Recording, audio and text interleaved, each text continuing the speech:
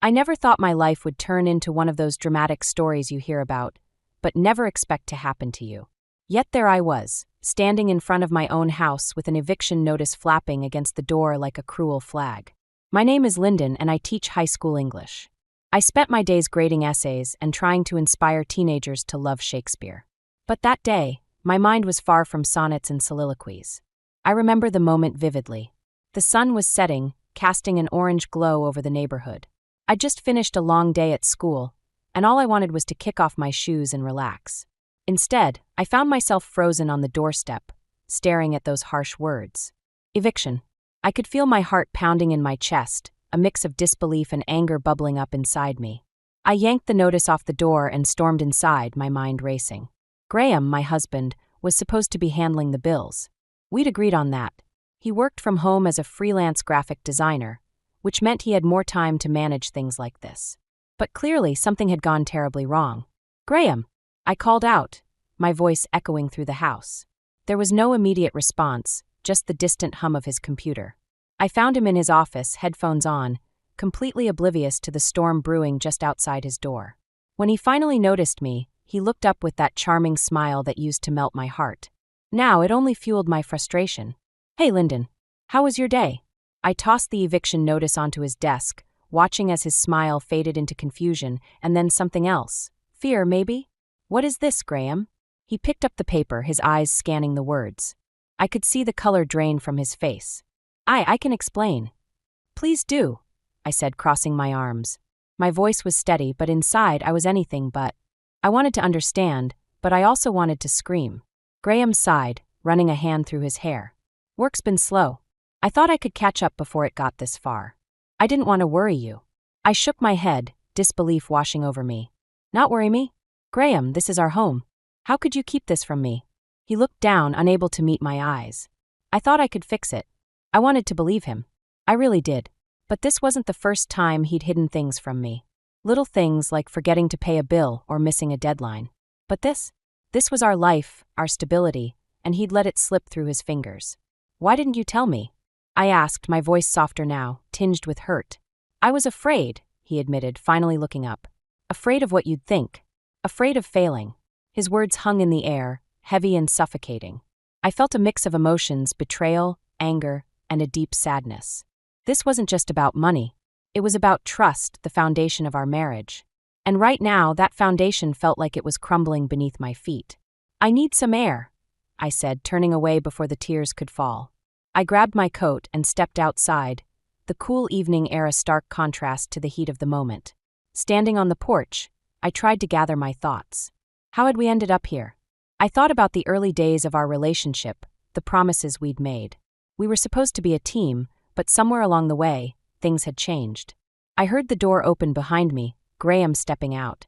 He didn't say anything at first, just stood there, his presence a silent plea for understanding. "Lyndon, I'm sorry," he finally said, his voice barely above a whisper. "I'll fix this. I promise." I nodded, not trusting myself to speak. I wanted to believe him, but the seeds of doubt had been planted. Could I trust him to keep this promise? Or was it time to take matters into my own hands? As the sun dipped below the horizon, I knew one thing for certain. This was just the beginning. And whatever lay ahead, I would face it head-on. I had to, for my sake and the sake of our future. But as I turned back to Graham, a question lingered in my mind, one I couldn't shake. Was this the end of us, or just the start of something new? The next morning felt like waking up in a fog. My mind was still tangled in the mess of the previous night, but there was no time to dwell on it. I had a classroom full of teenagers waiting for me, and they deserved my full attention. As I stepped into my car, I could feel the weight of the eviction notice in my bag, a constant reminder of the chaos brewing at home. At school, I tried to focus on my lesson plan, but the words on the page blurred together. I was halfway through explaining the symbolism in The Great Gatsby, when I caught myself trailing off. My students stared at me, their eyes wide with confusion. I forced a smile, trying to shake off the distraction. "Sorry, guys. Long night," I said, hoping to brush it off. Alara, my best friend and the school's social worker, noticed my frazzled state during lunch. She slid into the seat across from me, her eyes filled with concern. "Lyndon, you look like you haven't slept in days. What's going on?" I hesitated, the words stuck in my throat. But Alara had a way of seeing through my defenses. I sighed, finally letting the truth spill out. Graham's been hiding things from me. We might lose the house. Her expression shifted from concern to disbelief. What? How could he let it get that bad? I shrugged, feeling the frustration bubble up again. He thought he could fix it without telling me. Now we're in this mess, and I don't know what to do. Alara reached across the table, giving my hand a reassuring squeeze. You need to take control, Lyndon. You can't let him keep you in the dark like this. Her words struck a chord. I nodded, knowing she was right. But it was easier said than done. Part of me wanted to believe in Graham, to give him the benefit of the doubt. But another part of me was screaming for action, for change. The rest of the day passed in a blur. I was on autopilot, going through the motions while my mind raced with possibilities. As the final bell rang, I made a decision. I needed to take on extra tutoring sessions. It was the only way to make sure we didn't end up on the street. After school, I approached Jonas, the principal, to discuss the additional work. He listened intently, nodding as I explained my situation without delving into the personal details. I admire your dedication, Lyndon, he said. But make sure you're not taking on too much. You have to take care of yourself too. I appreciated his concern, but I knew this was something I had to do. Thank you, Jonas. I'll be careful. As I left his office, I felt a small sense of relief. It wasn't a complete solution, but it was a start. I was taking control, just like Alara had urged. That evening, as I prepared dinner, Graham hovered nearby, his presence a constant reminder of our unresolved issues. I could feel his eyes on me, but neither of us spoke. The silence was heavy, filled with unspoken words and unaddressed fears. Finally, he broke the silence. Lyndon, about last night. I paused, setting down the knife. Graham, we need to sort this out. I can't keep living in uncertainty. He nodded, looking more vulnerable than I'd ever seen him. I know. I messed up and I'm sorry. I didn't want to disappoint you. His admission tugged at my heart, but I couldn't let it sway me. We're in this together, Graham. You have to let me in or this won't work. He nodded again, a silent promise hanging in the air. But I needed more than promises. I needed action. Later, as I lay in bed, I couldn't shake the feeling that there was more to this than Graham was letting on. Something deeper, something he wasn't telling me. And that thought kept me awake long into the night. The next day, as I prepared for my tutoring session, I received a text from Alara. It was a simple message, but it carried a weight of its own. You're stronger than you think. I'm here if you need anything. Her words bolstered me, a reminder that I wasn't alone in this fight. But as I headed into the classroom, I couldn't help but wonder what other secrets were lurking in the shadows, waiting to be uncovered. The weekend arrived with a heavy sense of foreboding. I had barely settled into my Saturday routine when the doorbell rang, echoing through the quiet house. Graham was still asleep, oblivious to the world, so I went to answer it, half expecting a delivery or a neighbor. Instead, it was Martha, Graham's mother, standing there with a determined look that immediately put me on edge. She breezed past me into the living room, her presence commanding attention. We need to talk, she said, her tone leaving no room for argument. I closed the door, bracing myself for whatever was coming. Martha was a force of nature, and I'd learned to respect her forthrightness, even if it sometimes felt like a steamroller. I heard about the eviction notice, she began, cutting straight to the chase. And I'm not here to sugarcoat anything. I nodded, taking a seat across from her. I appreciate your honesty, Martha. I really do. But I'm not sure how much more I can take. She softened slightly, her eyes filled with a mix of empathy and frustration. Lyndon, you need to know something about Graham. This isn't the first time he's let things spiral out of control. I felt a jolt of surprise. What do you mean? Martha sighed, leaning back in her chair. When he was younger, he had a habit of biting off more than he could chew. Always chasing after the next big thing, but never quite finishing what he started. His father and I bailed him out more times than I care to admit. The revelation hit me like a punch to the gut. I'd always known Graham had a tendency to overreach, but I hadn't realized the extent of it. Why didn't you tell me this before? I hoped he'd grown out of it, Martha admitted, her voice tinged with regret. But it seems some habits die hard. I sat there, absorbing her words, the pieces of the puzzle slowly coming together. Graham's charm, his endless ideas, his inability to follow through, suddenly it all made sense. But it didn't make it any easier to swallow. Martha reached out, placing a hand on mine. I'm not saying this to hurt you, Lyndon. I just want you to be prepared for what you might be up against. I nodded, grateful for her candor, even as it left me reeling. Thank you, Martha. I needed to hear this. Just then, Graham appeared in the doorway, looking bleary-eyed and disheveled. He paused, taking in the scene, and I could see the tension ripple through him. "Mom, what are you doing here?" Martha didn't flinch. "Graham, we need to talk about your future. And about what you're doing to Lyndon." He ran a hand through his hair, clearly caught off guard. "I'm handling it, okay? Are you?" Martha challenged, her gaze unyielding. "Because from where I'm standing, it looks like you're dragging her down with you." Graham's jaw tightened, and I could see the struggle in his eyes, the conflict between pride and shame. "I'm trying, Mom. I really am." Martha sighed, her expression softening. "I know you are, but trying isn't enough. You need to face this head on." The room fell silent, the weight of her words settling over us like a shroud. I could see the cracks in Graham's facade, the vulnerability he tried so hard to hide. And for the first time, I realized just how deep his struggles ran. Martha stood, her presence still commanding even as she prepared to leave. "I'll give you two some space. But remember, Graham, you're not alone in this. And neither are you, Lyndon." As she left, I turned to Graham, searching for the right words. But before I could speak, he let out a shaky breath, his shoulders slumping. "I'm sorry, Lyndon. I've been keeping so much from you." I reached out, taking his hand. "We need to face this together, Graham. I can't do it alone." He nodded, a flicker of determination in his eyes. "I'll do better. I promise." But even as he said it, I couldn't shake the feeling that there was more to uncover, more secrets lurking beneath the surface. And as I watched him retreat into the kitchen, a new resolve took hold. I would get to the bottom of this for both our sakes. The next day, as I prepared for my tutoring session, I received a call from an unknown number. Hesitant, I answered it, only to be met with a voice I didn't recognize. "Is this Lyndon Hawthorne?" "Yes, who's calling?" "This is about Graham Winslow. We need to talk." The line went dead, leaving me with a chilling sense of foreboding. I had no idea who it was or what they wanted, but I knew one thing. The past was catching up to us, and it wasn't going to wait. The call from the unknown number lingered in my mind like a shadow.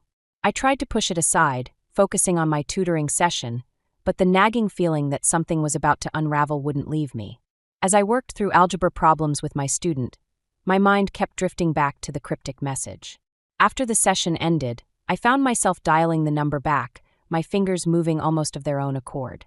I was met with a voicemail, and the words I'd rehearsed in my head vanished. "This is Lyndon Hawthorne. You called me earlier about Graham Winslow. Please call me back," I said, trying to keep my voice steady. The rest of the afternoon passed in a blur. I went through the motions, but my mind was elsewhere. Graham was out, supposedly meeting a client, but I couldn't shake the feeling that there was more to his absence than he let on. When he finally returned, I was in the kitchen, pretending to be engrossed in making dinner. He walked in, offering a casual "hey," as if everything was perfectly normal. But I could sense the tension in his posture, the way he avoided looking directly at me. "How was your meeting?" I asked, trying to sound nonchalant. "It was fine," he replied, his tone clipped. "Just the usual stuff." I nodded, stirring the pot on the stove. "I got a strange call today. Someone asking about you." He froze just for a moment before recovering. "Oh, what did they say?" "Not much. Just that they needed to talk about you." I watched him carefully, noting the slight twitch in his jaw. "Probably just a telemarketer or something," he said too quickly. "Maybe," I agreed, though I didn't believe it for a second. The air between us was thick with unspoken words, and I could feel the distance widening. That night, as I lay in bed, sleep eluded me. I kept replaying the conversation, dissecting every word, every pause. Something was off, and I couldn't shake the feeling that it was all connected to the secrets Graham was keeping. The next morning, I was greeted by another surprise. As I checked our bank account, my heart sank. A significant sum had been withdrawn, and I had no idea where it had gone. My mind raced, a mix of disbelief and betrayal surging through me. I confronted Graham as soon as he walked into the room, my patience worn thin. "Graham, there's money missing from our account. Do you know anything about it?" He hesitated, and that was all the confirmation I needed. "Lyndon, I can explain."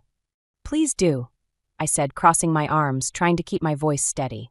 He sighed, running a hand through his hair. "I needed it for a project. It's important, and I was going to tell you." "A project?" I echoed, incredulous.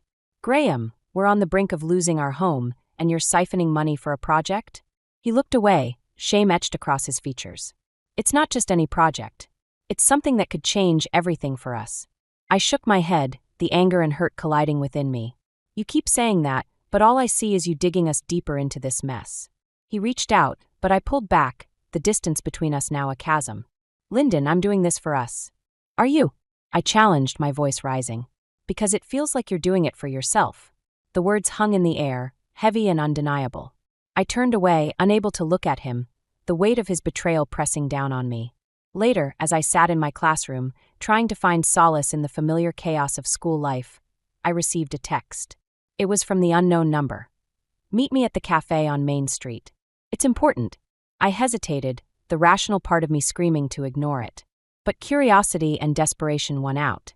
I needed answers, and this might be my only chance to get them. The cafe was bustling, but I spotted the person immediately. A woman in her late 20s, her expression a mix of determination and anxiety.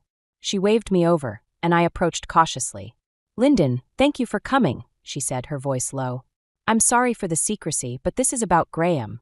What's going on? I asked, my heart pounding. She took a deep breath. I'm his business partner. Or at least I was. We've been working on a project, but things have gone south. He's in over his head. The revelation hit me like a tidal wave. I sat back, trying to process her words. What do you mean? He's borrowed money from some questionable sources. And now they're coming after him. After us. The ground seemed to shift beneath me, the world tilting on its axis. I'd thought I knew the extent of Graham's troubles, but this was a new level of chaos. And I was caught in the middle of it, the stakes higher than ever before. The cafe meeting had left me reeling, my mind spinning with possibilities and fears. I returned home to find Graham in his office, buried in his work. The sight of him, so engrossed in his world, only fueled my frustration. How could he be so oblivious to the chaos he'd dragged us into? I paced the living room, trying to calm the storm inside me. But the more I thought about it, the angrier I became. Finally, I couldn't hold it in any longer. I marched into his office, my footsteps heavy with determination. Graham, we need to talk, I said, my voice steady despite the turmoil inside. He looked up, surprise flickering across his face. What's wrong? What's wrong? I echoed, incredulous. I just met with your so-called business partner. She told me everything.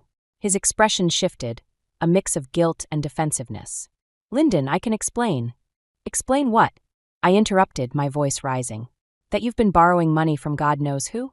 That you're dragging us into something dangerous. He stood, his posture tense. I was trying to fix things.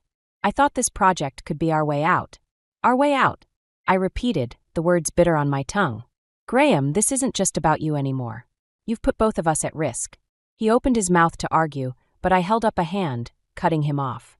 No more excuses. No more secrets. I need to know everything, right now.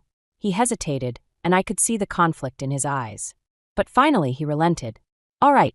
I borrowed money from a group. They're not exactly legitimate, but I thought I could pay them back once the project took off. And what if it doesn't? I pressed, the fear and anger bubbling over. What happens to us then? I'll figure it out, he said, but his voice lacked conviction. I shook my head, the weight of his words pressing down on me. Graham, this isn't just about you anymore. I can't keep living like this, waiting for the next disaster. He reached out, desperation in his eyes. Lyndon, please. I'm doing this for us. Are you? I asked, my voice softening despite myself. Because right now it feels like you're doing it for yourself. He flinched, the truth of my words sinking in. But before he could respond, the doorbell rang, cutting through the tension like a knife. I went to answer it, my heart pounding. Standing on the doorstep was a man I didn't recognize, his expression unreadable. Lyndon Hawthorne? Yes, I replied, wary. He handed me an envelope, his gaze lingering on me for a moment before he turned and walked away. I closed the door, staring at the envelope in my hands, a sense of dread settling over me. Graham appeared beside me, his curiosity piqued. What is it? I don't know, I admitted, tearing open the envelope. Inside was a letter, the words scrawled hastily across the page. As I read, my heart sank. It was a warning, a thinly veiled threat from the people Graham had borrowed from. They wanted their money, and they weren't going to wait much longer. I handed the letter to Graham, watching as his face paled. This is serious, Graham. We're in over our heads. He nodded, his expression grim. I know. I'll fix it. But his words felt hollow, and I couldn't shake the feeling that things were spiraling out of control. I needed to make a decision, to take action before it was too late. That evening, as I sat alone in the living room, I thought about everything that had led us here. The lies, the secrets, the constant fear. I'd always believed in justice, in doing what was right. But now I wasn't so sure. I picked up my phone, dialing Alara's number. She answered on the second ring, her voice a balm to my frayed nerves. "Lyndon, what's going on?" "I don't know what to do, Alara," I confessed, my voice breaking. "I'm scared." She listened patiently, offering words of comfort and advice. "You need to protect yourself, Lyndon. You can't let Graham's mistakes drag you down." Her words echoed in my mind long after we hung up, a reminder of the choices I had to make. I couldn't keep waiting for Graham to change. I had to take control, to protect myself and my future. As I lay in bed that night, I knew what I had to do. It was time to confront Graham, to demand transparency and set boundaries. I couldn't keep living in fear, waiting for the next disaster to strike. The next morning, I woke with a newfound resolve. I would face this head-on, whatever it took. And as I prepared for the day, I couldn't help but wonder. Was this the beginning of the end, or the start of something new? The morning after I resolved to confront Graham, I felt an unfamiliar heaviness in my chest. It was as if the world had shifted overnight, leaving me teetering on the edge of an abyss. I knew what I had to do, but the thought of it left me feeling hollow. I found Graham in the kitchen, staring blankly at his coffee. He looked up as I entered, offering a tentative smile that didn't reach his eyes. "Morning," he said, his voice strained. "Morning," I replied, trying to keep my tone neutral. The tension between us was palpable, a silent acknowledgement of the storm brewing beneath the surface. I took a deep breath, steeling myself for what needed to be said. "Graham, we need to talk about everything. The money, the threats, your plans. I need to know what's really going on." He sighed, setting his mug down with a soft clink. "I told you I'm handling it." "But you're not," I countered, frustration seeping into my voice. "We're in over our heads, and I can't keep living like this." He looked away, his expression one of defeat. "I just need more time." "Time for what?" I pressed, my patience wearing thin. "To dig us deeper into this mess?" He flinched, the truth of my words cutting through his defenses. "I thought I could fix it before it got this bad." "But it is this bad, Graham," I said, my voice softening despite myself. "And I can't wait around hoping you'll magically make it right." He didn't respond, the silence stretching between us like a chasm. I could feel the weight of his unspoken fears, the burden of his mistakes pressing down on both of us. Finally he spoke, his voice barely above a whisper. "I've been thinking about leaving. Starting over somewhere else." The admission hit me like a blow, the air rushing from my lungs. "You were going to leave?" I asked, disbelief mingling with hurt. "I thought it might be the only way to fix things," he said, his gaze fixed on the floor.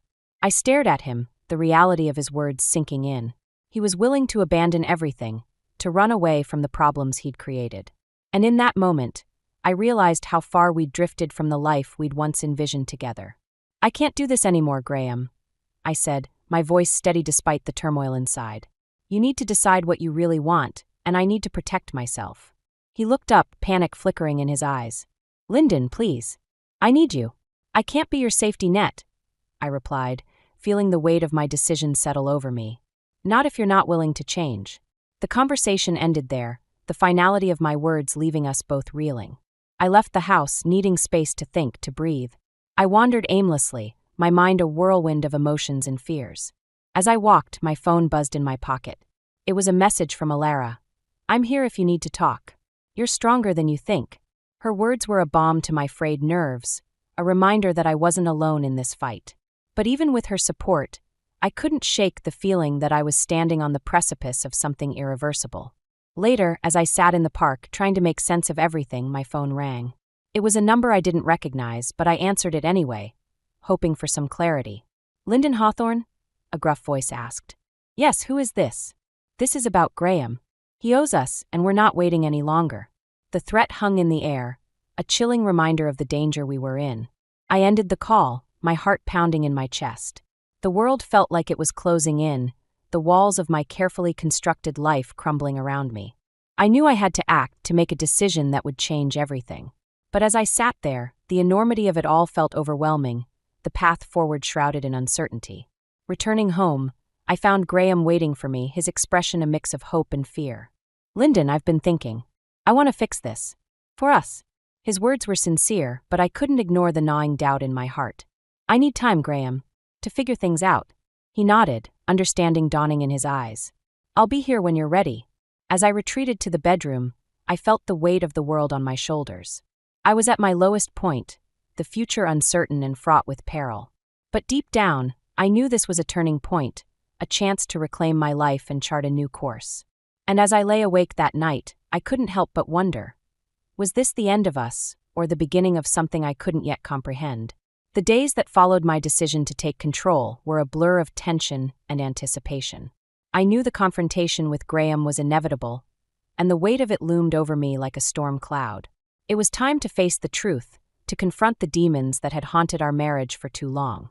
Graham and I hadn't spoken much since our last conversation, each of us retreating into our own worlds. But as the weekend approached, I knew it was time to address the elephant in the room. I found him in the living room, staring out the window, lost in thought. The setting sun cast long shadows across the floor, a fitting backdrop for the showdown that was about to unfold. "Graham," I said, my voice steady despite the turmoil inside. "We need to talk." He turned to face me, resignation etched across his features. "I know."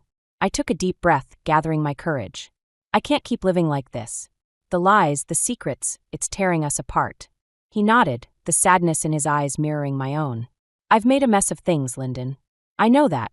I stepped closer, the distance between us both physical and metaphorical. "Why didn't you trust me? We could have faced this together." He looked away, guilt and regret warring within him. "I was scared of failing, of losing everything." "But you already have," I said, the words hanging heavy in the air. "You've lost me, Graham." His head snapped up, panic flickering in his eyes. "Lyndon, please. I can change. I'll do whatever it takes." I shook my head, the decision already made. "You need to do this for yourself, not for me. I can't be your reason. You have to want it for you." He opened his mouth to argue, but I held up a hand, cutting him off. "I'm leaving, Graham.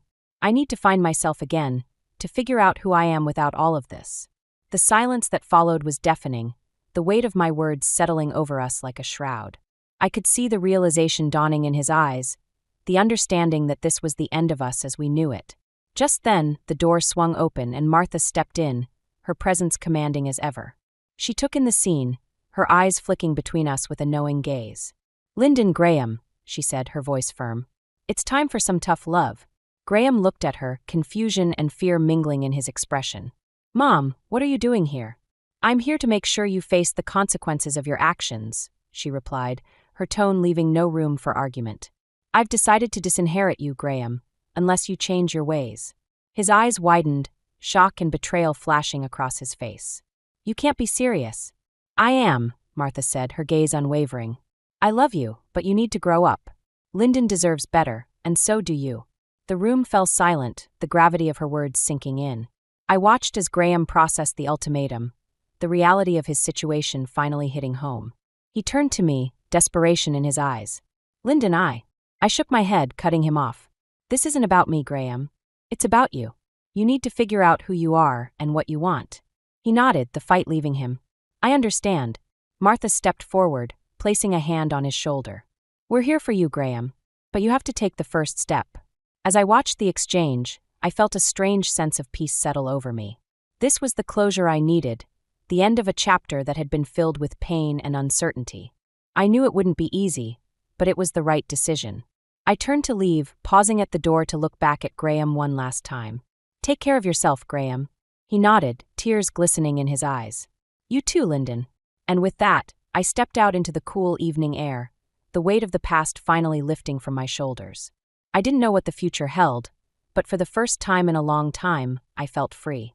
As I walked away, I couldn't help but reflect on the journey that had brought me here. The themes of justice and revenge had been tested, but in the end, it was about finding peace within myself. And that, I realized, was the greatest victory of all.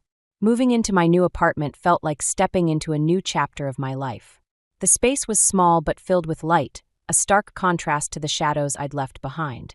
I spent the first few days unpacking and arranging things just the way I liked, each box emptied feeling like a weight lifting from my shoulders. Alara came over on a Saturday afternoon, armed with a bottle of wine and a pizza. "To new beginnings," she toasted, her smile warm and reassuring. "To new beginnings," I echoed, clinking my glass against hers. The wine was crisp and refreshing, a reminder that life could still hold moments of joy and simplicity. We spent the afternoon talking and laughing, the conversation flowing easily. I found myself opening up about everything that had happened, the words spilling out like a release. Alara listened, offering support and understanding, her presence a balm to my frayed nerves. "You've come a long way, Lyndon," she said, her voice filled with pride. "I'm so proud of you." "Thank you," I replied, feeling the truth of her words settle over me. It hadn't been easy, but I'd made it through, stronger and more resilient than before. As the evening wore on, we moved to the balcony, the city lights twinkling in the distance. I felt a sense of peace, the chaos of the past few months finally fading into the background. "Do you ever think about what comes next?" Alara asked, her gaze thoughtful. "Sometimes," I admitted, leaning back in my chair. "But for now, I'm just focusing on the present, on finding myself again." She nodded, understanding in her eyes. "That's all you can do." We sat in companionable silence, the weight of the world finally lifting. It wasn't perfect, but it was enough.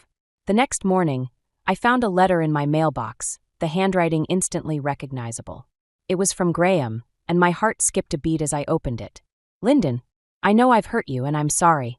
I've been doing a lot of thinking since you left, and I realize now that I need to change. Not for you, but for myself. I hope one day you can forgive me, but I understand if you can't. Thank you for everything. Graham." The words were simple but heartfelt, a glimpse of the man I'd once loved. I felt a pang of sadness, but also a sense of closure. It wasn't a perfect ending, but it was a step in the right direction. I tucked the letter away, knowing that forgiveness would come in time. For now, I was content to focus on my own path, to embrace the journey ahead. As the weeks passed, I found solace in my work, the familiar routine of teaching grounding me. Jonas, ever the supportive mentor, noticed the change in me and offered a knowing smile. "You seem lighter, Lyndon," he remarked one day after class. "I feel lighter," I replied, the truth of it resonating within me. Life continued, each day bringing new challenges and opportunities. I learned to set boundaries, to prioritize my own needs and well-being. It wasn't always easy, but it was necessary. One evening, as I sat on my balcony, watching the sunset paint the sky in hues of orange and pink, I reflected on the journey that had brought me here. The themes of justice and protection had been tested, but in the end, it was about finding peace within myself. I knew that some questions would remain unanswered, that life was rarely neat and tidy. But I was okay with that, content to embrace the uncertainty and the possibility of what lay ahead. As the stars began to twinkle in the night sky, I felt a sense of fulfillment, a deep-seated contentment that had been missing for so long. I was finally free, and for the first time in a long time, I was excited about the future. And as I sat there, a gentle breeze whispering through the trees, I couldn't help but smile.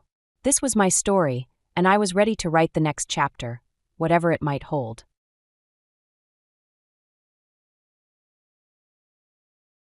I lay sprawled on the cold kitchen floor and gripped my stomach, a searing pain shooting through me like a twisted knife.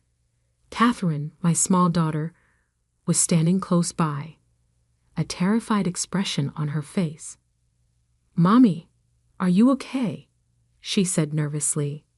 I tried to sound cool in spite of the excruciating agony. "I'll be all right, my love."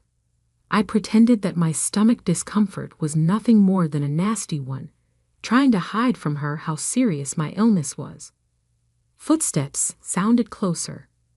Willie, my husband, emerged at the doorway, his features more befitting of irritation than worry. With his luggage and towel, he was ready for his excursion. "Amy, what's going on?" His tone was more annoyed than scared as he said, "Why are you on the floor?" "Willie, I believe you have appendicitis. It's quite serious. We must see the hospital," I whispered, my voice heady with suffering. He gave a contemptuous scowl. "What is appendicitis?" "Most likely, you're just exaggerating." "Most likely, it's just acid reflux." I tried to protest, but I was silenced by a searing agony. With evident impatience, Willie took a quick look at his watch. "I can't let Carol down on this trip." "Simply hail a cab, or something," he offered, dismissively waving. As I attempted to talk once more, my surprise at his lack of empathy increased. "Willie, I'm so immobile. Here is Catherine." I begged, my voice husky with desperation. I need you. Unfazed, he shook his head. Most likely, it's nothing. Make a call if things worsen. He then walked away, leaving his baggage in his wake. With Catherine by my side, I lay there in excruciating anguish. Tears filled her eyes as her tiny hands met mine. "Don't be sick, Mommy. You must be all right," she cried. I gathered what strength I had left and drew her in. "Darling, I'm here. Mom is present." I had a sense of urgency once Willie left. I shook my hands and grabbed my phone to call my brother Russell, the only person I knew would be there. The kitchen's quiet was broken by the sound of a phone call. "Hello." Russell radiated hope with his voice. "This is Amy." "Russell, I require assistance. It appears to be appendicitis. I'm immobile." With terror evident in her grip, Catherine clung to me as I blurted out the words, each one a struggle against the anguish. I managed to get through. "Catherine is scared," my voice cracking. There was a pause before Russell's soothing, serene voice answered the phone. "Amy, I'm on my way. Keep your grip tight. I will be there shortly." I closed my eyes as I lay there on the chilly tile floor, attempting to ignore the searing pain that was shooting through me. Amid the turmoil, Catherine remained near, her meager presence providing a small sense of consolation. Something determined began to grow within me at that very instant. Not only was Willie's neglect during this crucial period unpleasant, but it also represented a deep betrayal and a turning point in our relationship. One thing was certain while I waited for Russell to arrive. Things had to change. Later, in the hospital bed, with the clean walls and the monotonous beeping of machinery all around me, I felt a peaceful calmness. My swollen appendix was successfully removed during surgery, but Willie's mental damage persisted. To take care of Catherine while I recovered, I had given my parents a call. Their queries regarding Willie's absence hung heavy in the air, and their voices were full of concern. I was back at home 2 days later. Now the physical pain was only a dull ache, a lingering reminder of what had happened. The good news was that Catherine seemed happy to see me again. "You're back, Mom." Her simple query, "Are you all better now?" made my heart sing. I hugged her tightly and said, "I'm getting there, sweetie," appreciating her consoling presence. But the thunderous smash of the main door the following day abruptly cut short our quiet reunion. Experiencing agitation in their voices, Willie and his sister, Carol, suddenly interrupted. "Why did you not come get us yesterday?" The cost of our train and cab trips had increased. As he went into the living room, the room was filled with Willie's accusing tone. I felt a wave of rage rising up inside me at his foolishness.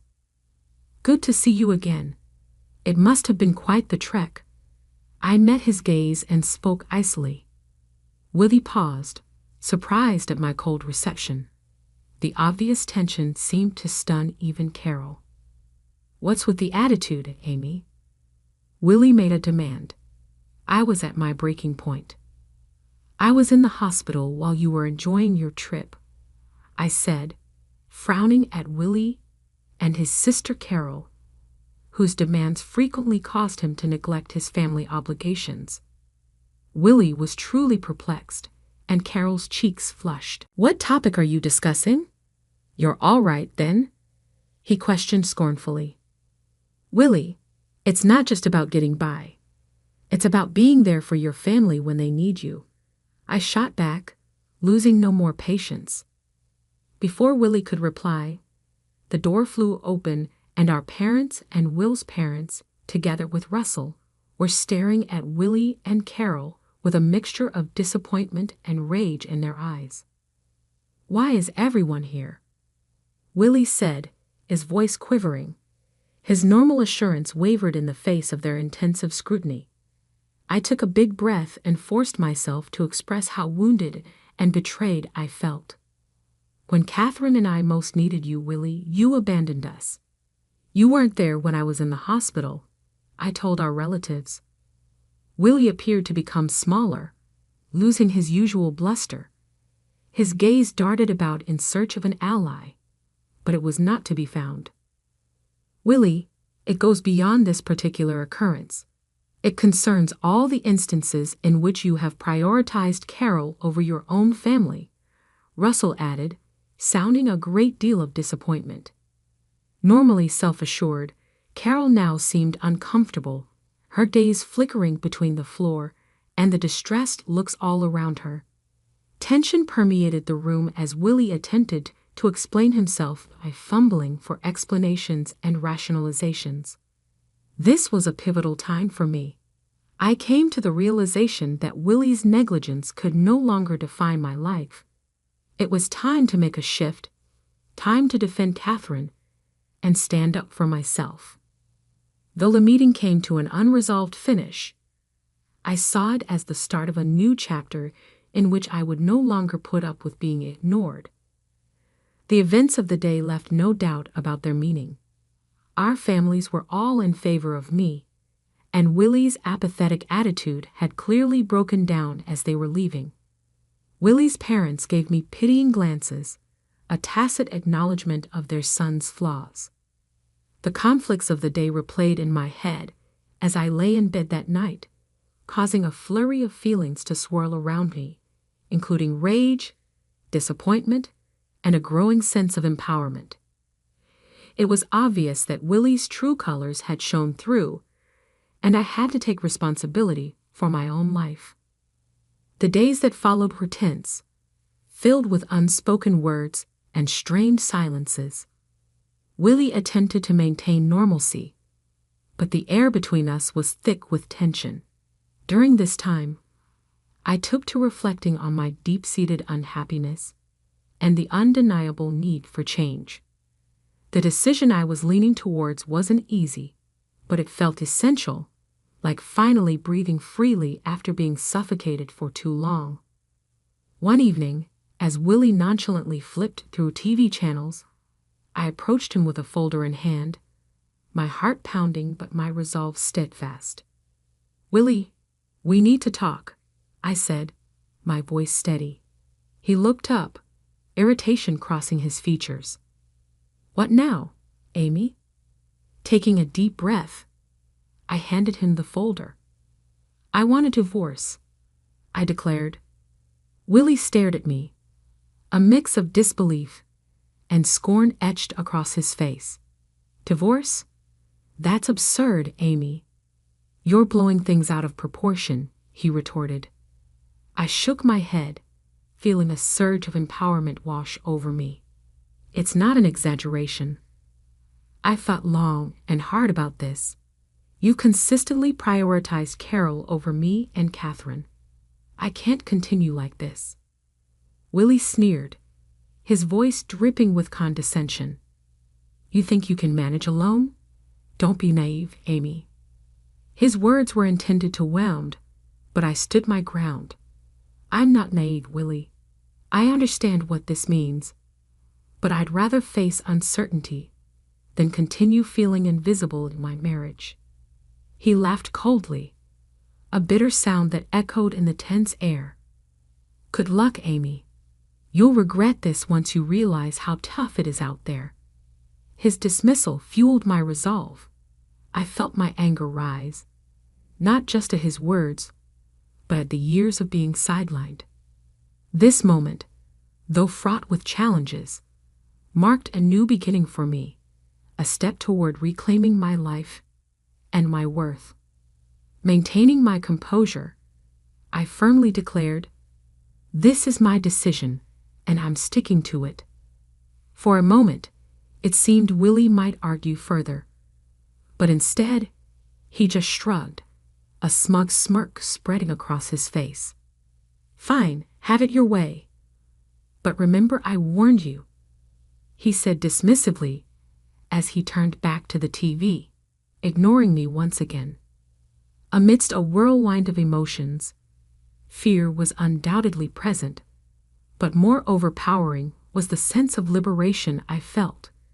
I was finally taking charge of my life, stepping out from the shadows. The next day, I began the legal process for divorce. The paperwork and legal procedures were daunting, but my resolve was firm. My parents and my brother, Russell, provided invaluable support, offering help and encouragement. As the process unfolded, Willie's true nature became increasingly apparent. He was dismissive and uncooperative, attempting to intimidate me into giving up. But I stood my ground, bolstered by my family's support and a growing sense of empowerment. As time passed, the crack in Willie's facade widened. The charming, confident man I had married. Now he has revealed himself to be selfish and manipulative. His true self was laid bare for all to see.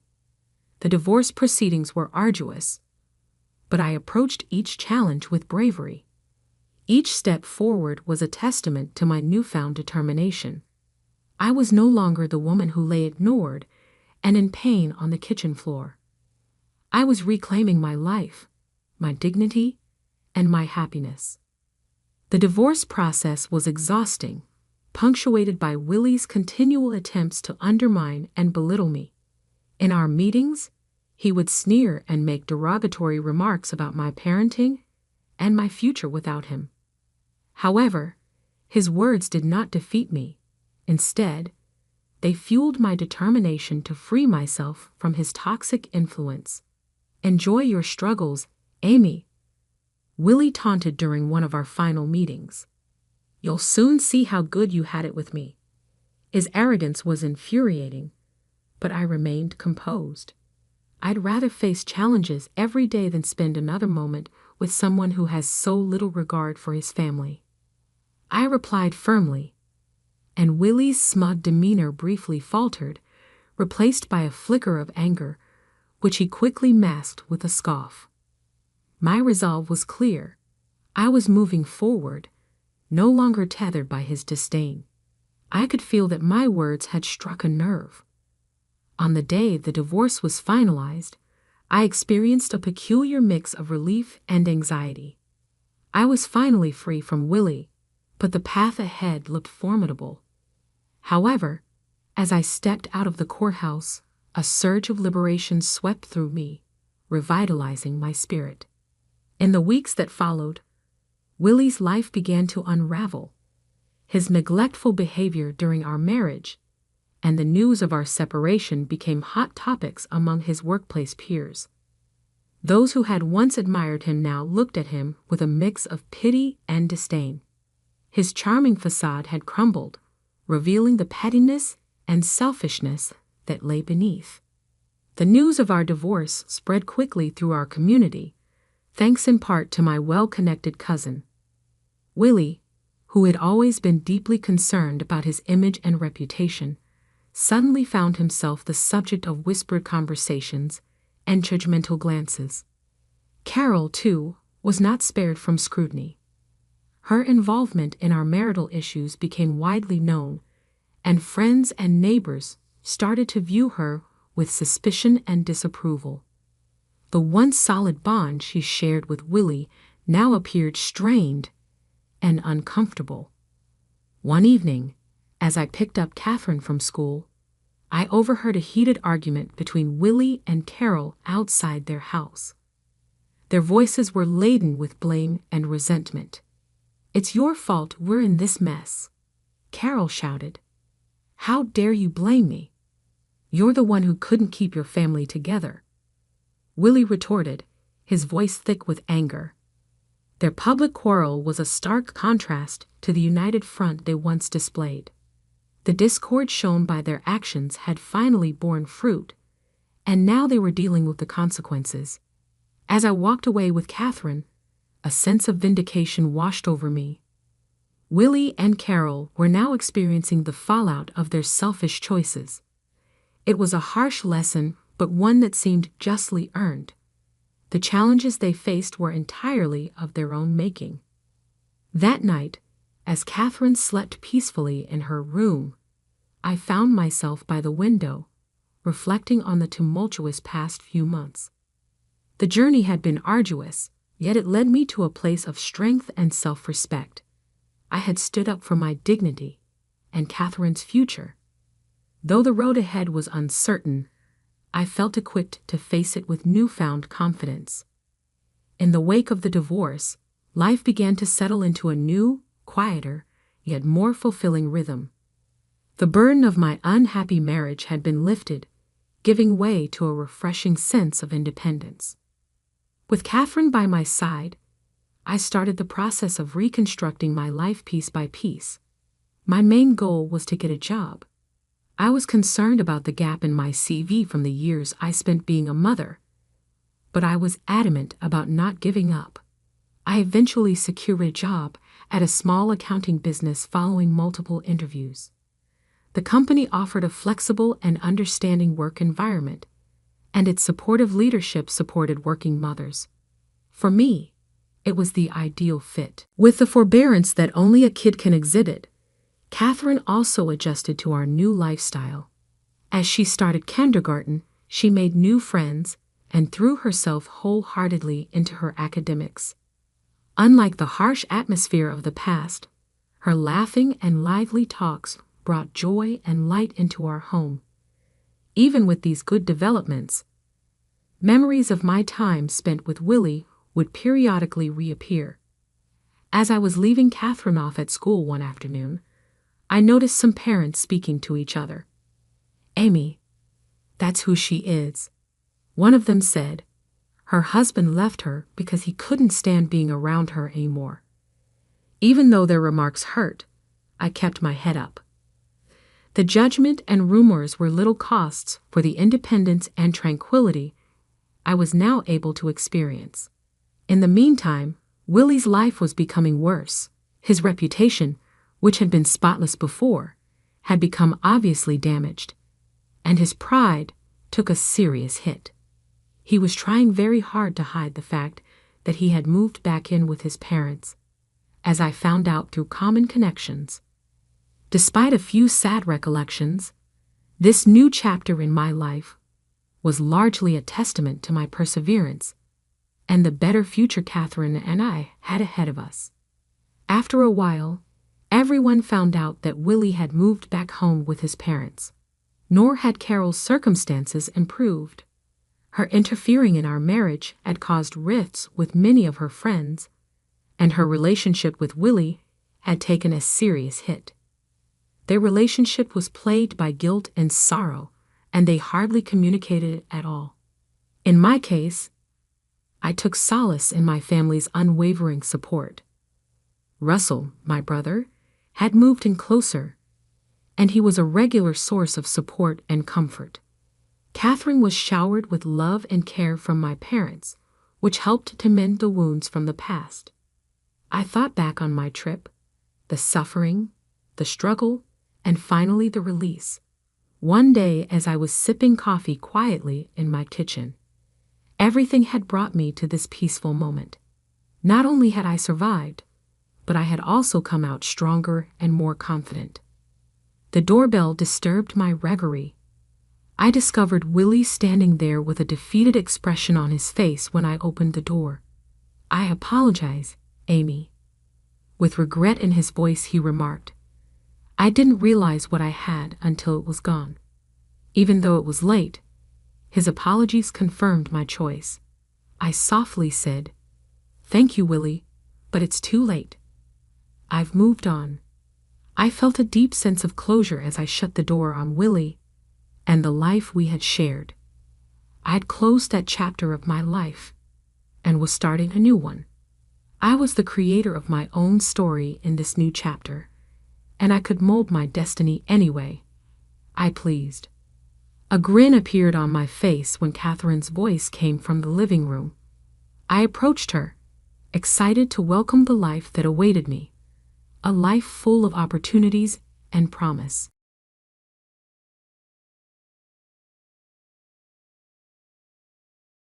I'm Polly, and I was my mother's firstborn. I was born into a woman who was still figuring herself out. She married my dad, Scott, young, shortly after graduating from high school. Their primary concern was love, rather than money, which didn't last long. When she met Kyle, a wealthy guy with a gorgeous car, I was still a young child. With the exception of picking up the alimony checks, she never looked back after taking me and leaving my dad.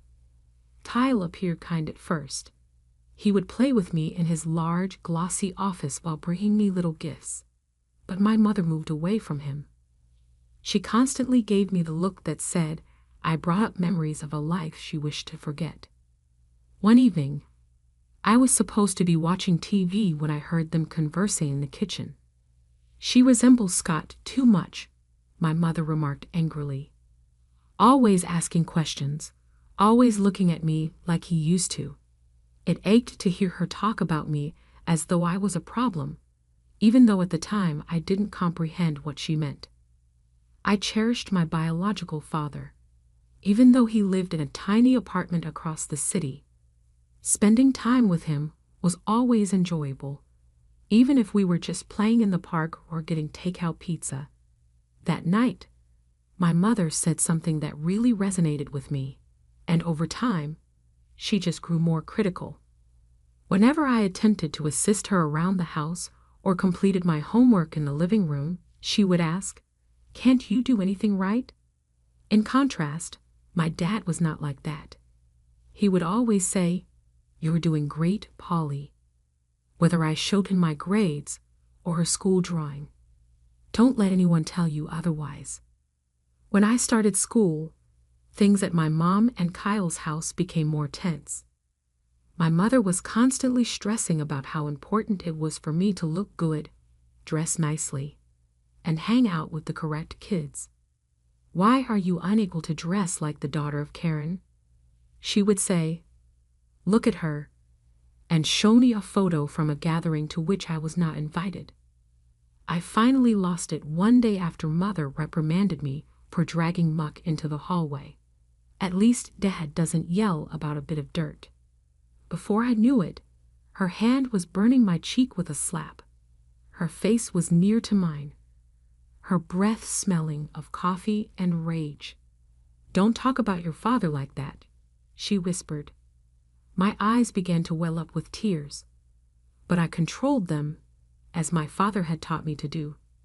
I made a pact to myself that night as I lay in bed that I wouldn't let her see me cry. I wouldn't satisfy her in that way. The whole house felt different when Mom said she was pregnant again, as if a major, unfavorable change was about to occur. Although she seemed to have that radiance that people talk about when they're expecting, it never seemed to light on me. The man I love and I are expecting a baby. One evening, Mom was stroking her belly and Kyle was beaming like he had won a prize. "Kyle, it's going to be perfect," Mom exclaimed. Trying to be charming at all times, Kyle said, "We'll need to redo the guest room, make it fit for a little princess." They were discussing my room, my small space in their universe, and it broke my heart. Trying not to stutter, I asked, "What about my room?"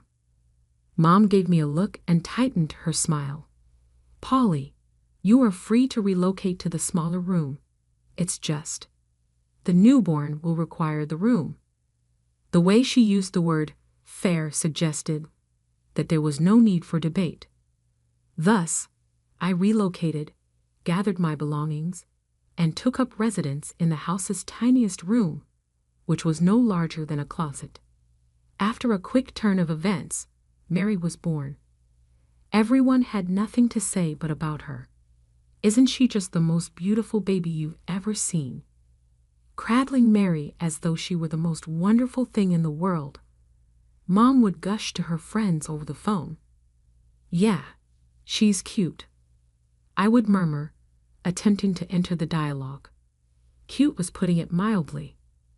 Mary possessed an appealing quality that made me fall in love with her right away. I wanted to be involved, helpful, and a nice big sister. I tried to get into Mary's room one afternoon when Mom was in the kitchen. I crept in and peeked over my sister's crib to see her contentedly babbling. I softly said, "Hey there, Mary," and held out a finger for her to take. Mom, though, must have heard me because all of a sudden she was at the door with a knife-edged sharp voice. "Polly, what are you doing? I instructed you to inquire before entering her room," I argued, feeling the familiar sting of tears prickling my eyes. I just wanted to see her. Dad was different, though, and I wanted to assist. I confided in him on one of our Saturdays together over pizza at our go-to restaurant. "When I'm around Mary, Mom gets nervous all the time. She seemed to be afraid that I would break her or something," I remarked. After giving it some serious thought, Dad said, "You know, Polly, some people just have a hard time sharing love. They act as though there is a finite amount of resources available, but never forget that you have a big heart. Don't allow your mother's actions lead you to believe differently." His remarks did not entirely close the gap between us back at Mom's house, but they did assist a little. Mom would never listen to me when I tried to tell her stories about my friends or school. She would always spend half of her time watching Mary. I once won second place in the science fair and brought a school award home with me. I was giddy with excitement, holding onto the certificate as if it were a pass to their acceptance. I held it out to Mom, saying, "Look, Mom, I won this," as she was feeding Mary. She said, "That's nice, dear," without raising her eyes. "Put it on the fridge or something." "Or something," I repeated to myself, but the meaning seemed hollow. I took a step back and somewhat crookedly placed the certificate on the fridge. It was just another document, just another day spent under Mary's watchful eye. Things at home were quite difficult by the time I started high school. I felt less like a member of the family and more like a guest because of Mom's chilly shoulders and Kyle's lack of interest. That's when the big news hit. Mom decided it was time for me to move in with Dad full-time. We were eating supper together the day she told me. It was one of those infrequent occasions when the table was exclusively hers and mine. Mary was already asleep when Kyle arrived home from work late. "Polly, we need to talk about your future," Mom said as she moved her meal about on the fork. Her tone was chilly and businesslike. There was no warmth about it, and that made me uneasy right away. "What about it?" I tried to seem nonchalant as I asked, but my heart was beating quickly. "After much consideration, we've decided that moving in with your father would be best for you. The arrival of the new baby has made things here, well, complex." I nearly asphyxiated on my water. "Are you moving in with Dad? However, why? I assumed everything in this place was okay." Mother let out an irritated sigh. "Look, Polly, you are no longer a child. We are unable to give you the privacy you require in this new environment. It's little and, to be honest, more expensive than we anticipated. This is better for all parties involved." I moved my plate away, having lost my appetite. "How about education? My pals?" she stated. "You can go to a new school and make new friends," as if changing schools was that easy, and that my life could be easily restarted. I had the impression that I had to completely delete my life and start anew. The next few weeks were a blur as I packed up my things, my whole world shrinking into boxes, books, clothes, and the few keepsakes that meant something to me. Kyle barely said goodbye, and Mary, too young to understand, gave me a confused hug. Moving day was tough. Dad lived on the other side of town in a small apartment. It was clean but cluttered with memories of a life paused since Mom left him. He was standing there waiting for me with open arms and a worried smile. When I arrived, the apartment was nothing like the house I grew up in. My new room was half the size of my old one, with walls that needed paint and a window that looked out at a brick wall. But it was quiet, and Dad was trying his best to make it feel like home. The first day of the new school was rough. As I walked down the crowded hallways, I could feel the stares and hear the whispers.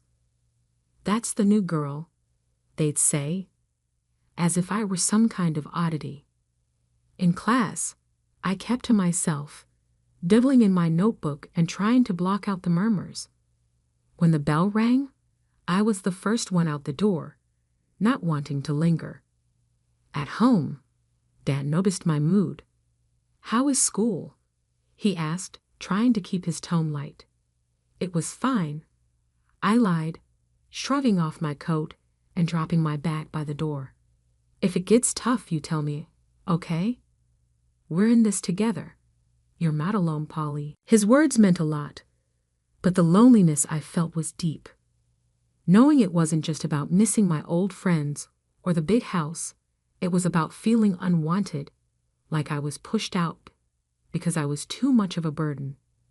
Adjusting to life at Dad's wasn't easy, but I quickly realized that if I didn't pull myself together, things would only get worse. One morning, I woke up, looked around my cramped room, and decided it was time to take charge of my life. "No one else is going to do it for me," I muttered under my breath. Dad noticed the change in me almost immediately. Over breakfast one day, he looked up from his coffee and said, "You're looking more determined these days, Polly. What's on your mind?" I stirred my cereal, thinking about how to put it into words.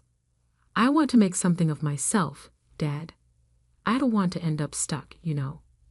He nodded, a serious look crossing his face. "I hear you, kiddo. So what's the plan?" "That scholarship, the big one for the top students. I'm going to get it," I declared, more to convince myself than him. Dad's smile was all the encouragement I needed. "I needed that scholarship, and if anyone could get it, it was you," he said. "Just tell me what you need from me." School was tough, with long hours spent catching up and even longer evenings buried in books. My teachers noticed the change. Even the tough ones seemed to respect how hard I was working. Mr. Jeremy, my math teacher, kept me after class one day. "Polly, your work has improved a lot." "What's driving this?" he asked. "I need that scholarship," I replied bluntly, packing up my stuff.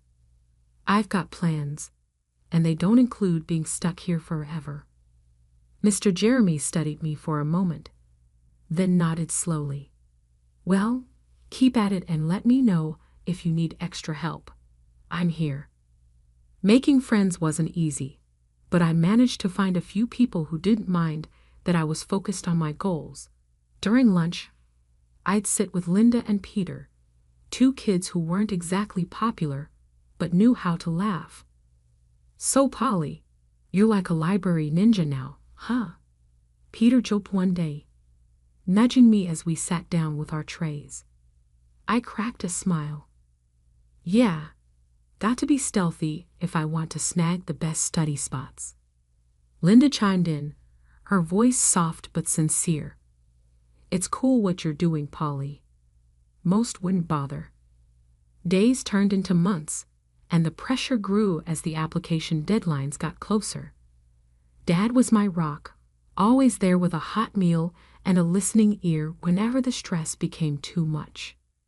The day I got the scholarship letter, my hands were shaking as I tore it open. Dad was right there, holding his breath. I scanned the words, my heart pounding, and then I cheered so loud the neighbors probably heard. "I got it, Dad. I got it." I jumped up, the letter flapping in my hand like a flag of victory. Dad swept me up in a big hug, laughing and cheering right along with me. "I knew it. I knew you could do it." As I packed up my things for college a few months later, I felt ready. The future was bright, and for the first time, it felt like it was truly mine. I was leaving, but I was taking all these lessons, all this love, and hard-earned wisdom with me. After graduating with honors and establishing a solid career, I finally felt like I was on stable ground. I was 25, doing well at my job, and had just started dating a great guy from work named Eric, who had been nothing but supportive. Then, out of the blue, my mom called. We hadn't spoken much since I moved out, but suddenly here she was asking no, telling me something. Polly, your sister Mary is going to college in your city. We've paid her tuition, and we think it'd be best if she stayed with you, Mom said, making it clear this wasn't just a suggestion. I hesitated, memories of our strained relationship running through my mind, but I wanted to believe things could be different this time. Okay, Mom, I'll help Mary out. It might be nice to reconnect, I said, trying to keep any doubts out of my voice. Mary moved in 2 weeks later, and it was obvious right away that we were very different. She was as stunning as ever, completely focused on her looks and living a high-maintenance lifestyle. She brought with her a suitcase full of expectations and a personality that expected them to be met. Can you make sure we have almond milk and kale? I'm on a special diet, Mary said casually on her first evening, checking herself out in the mirror. Sure, I'll add them to the grocery list, I replied, trying to be accommodating. But living with Mary turned out to be harder than I expected. She partied like there was no tomorrow, often coming home at dawn, her carefree laughter echoing through the apartment while I lay awake worrying about work meetings and presentations.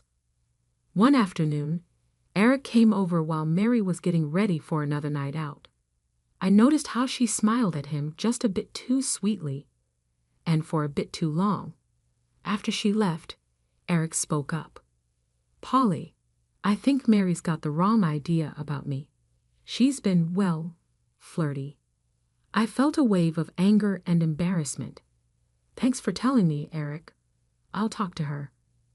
When I confronted Mary, she just laughed it off. Oh, come on, Polly. I'm just being friendly. Besides, can I help it if he likes me back? That's my fiancé. I said, my voice firm. You need to respect that. Her laugh turned cold. Polly, I'm used to getting what I want. I always have. That was the last straw. I couldn't live like this, feeling like I had to guard my life from my own sister. You need to find another place to live, Mary. This isn't working out, I said, making it clear that I meant it. I told her my decision was final, and Mary stormed out, slamming the door behind her. Within an hour, my phone rang. It was Mom, and her voice was cold and sharp. You're such a jealous girl, Polly. You can't stand to see your sister happy, can you? I just want respect, Mom. That's all, I replied, but it was like talking to a wall. After that, things went quiet between Mary and me. I heard through the grapevine that she dropped out of college and was drifting through her social circles on charm and whims. As for me, I refocused on my life with Eric, my work, and rebuilding my boundaries. 3 years flew by since I last tried to patch things up with my family. Things were going well for me. I was moving up at work, and life with Eric was better than ever. That's when I heard the news about Mary. She had dropped out of college and was getting married to some rich guy she'd met. Feeling a mix of curiosity and goodwill, I picked up the phone to call home and offer my congratulations. Mom answered, her voice cold and distant as always. Mom, I heard about Mary's wedding. I just wanted to say congratulations. I started, trying to keep my tone light. Well, don't bother. "We're not waiting for you at the wedding. It's for rich people only, and we don't need any beggars there." She spat out her words, cutting deep. I clenched the phone a little tighter, feeling the old sting of rejection. "Really, Mom? That's how you're going to be? What did you expect, Polly? You've always been the difficult one. Just stay away," she said before hanging up. I stood there, phone in hand, the dial tone echoing in my ear. The hurt was real, but I wasn't going to let it ruin me. I found out later that they'd spared no expense on Mary's wedding, hiring popular artists and actors to make it a lavish affair. Time passed, and life didn't stand still for me either. Eric proposed, and suddenly, I was planning my own wedding. Nothing extravagant, but every bit filled with love and sincerity. I called Dad to share the news. He was overjoyed. "Polly, that's wonderful. You bet I'll be there. I wouldn't miss it for the world," he said, his voice brimming with happiness. Encouraged by Dad's reaction, I made one last attempt to bridge the gap with my mom. I dialed her number, my heart racing as I waited for her to pick up. "Mom, I'm getting married. I want you to come," I said, holding my breath. Her reply was as cold as a winter breeze. "No, Polly, not interested in attending some modest gathering of losers. Count me out." I swallowed hard, fighting back the hurt. "All right, Mom. Take care," I said and hung up, knowing it was probably the last time I'd invite her into my life. Our wedding day was simple but beautiful. Dad walked me down the aisle, his presence a steady comfort. The room was filled with genuine smiles and heartfelt congratulations, a stark contrast to the grandeur and coldness of Mary's wedding spectacle. Our modest reception was filled with laughter, dancing, and stories. Eric and I mingled with friends and family who loved us for who we were, not for money or status. Life was going well, and Eric and I were thrilled to be expecting our first child. Then, one ordinary afternoon, my phone rang, and the voice on the other end turned my day upside down. It was Mom, and she wasn't calling to congratulate me. "Polly, you have to take us in. We're desperate," she blurted out without even a hello. "Mom, what's going on?" I asked, though part of me didn't want to know. "It's all gone wrong. Kyle's business failed. We mortgaged the house for Mary's wedding, and now it's all just gone. And your sister's marriage is over. Her husband kicked her out and is demanding money for her cheating," she explained hurriedly, her voice edged with panic. I took a deep breath, trying to process the flood of information. "Okay, slow down. What exactly are you asking of me?" "We need a place to stay, all of us. We're coming to your house," she stated matter-of-factly, as if it were the most obvious solution. The request, or rather the demand, hit me hard. "No, Mom, you can't just decide to move in with us. It doesn't work like that. Polly, you owe us after everything we've done for you," she snapped, her voice sharp and commanding. That struck a nerve. "Oh, Mom, remember how you were when I needed you most? You pushed me out. You chose everything over me, and now you expect me to just open my doors." You raised your voice. "Polly, you're being egotistical. Is your sense of family still present? You've never allowed me to forget that I am your mother. However, motherhood isn't as defined as you may believe. It's not about making demands," I shot back, getting impatient. Even over the phone, her rage was evident. "Polly, you'll regret doing this. I may even go to court to receive what I'm entitled to." I laughed out, though more out of incredulity than anything else. "Go ahead, Mom, and try. Recall that my father was my protector when you expelled me. Which claim are you going to make? That when you kicked your daughter out, she wouldn't allow you to live off of her? She eventually snarled before hanging up, and there was a moment during which I could practically hear her thinking, "This isn't over, Polly." Life felt like a real new beginning following that final contact with Mom.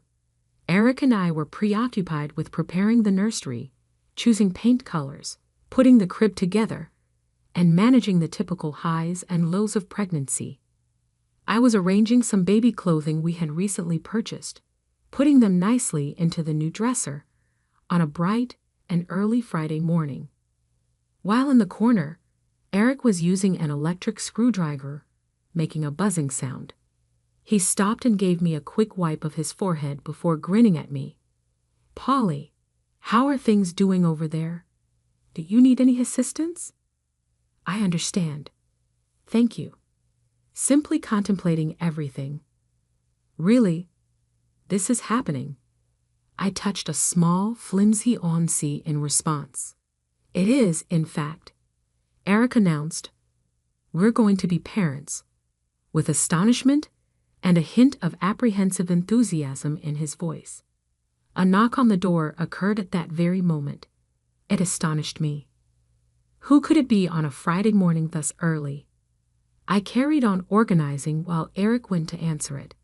After I heard voices, Eric yelled, "Polly, this is for you." I was taken aback to see my dad standing in the living room, holding a teddy bear and grinning broadly. "A surprise," he cried out. "What are you doing here, Dad?"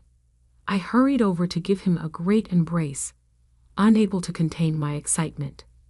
He handed me the soft, cuddly teddy bear and added, "I wanted to come and see how my favorite daughter is doing, and I brought something for my future grandchild."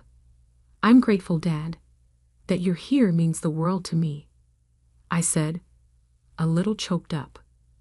After we took a seat, Dad took in the half-built baby furniture and the piles of baby books. "It appears like you're about ready for the tiny one," he remarked. "We're making an effort. We're excited, albeit it's a lot," I said to him before pausing and biting my lip. "Dad, Mom and I spoke on the phone again. Things didn't go smoothly."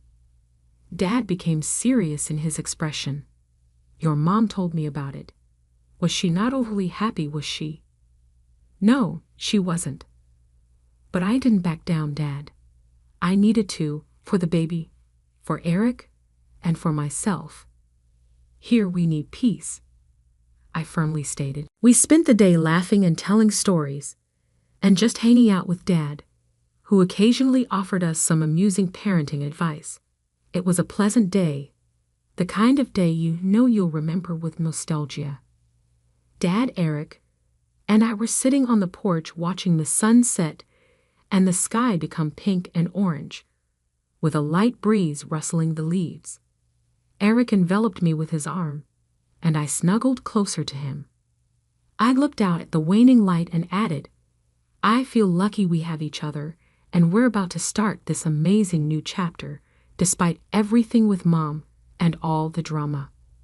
I think it's going to be fantastic." "That's going to happen." Eric gave me a head kiss and said, "We've got this, Polly."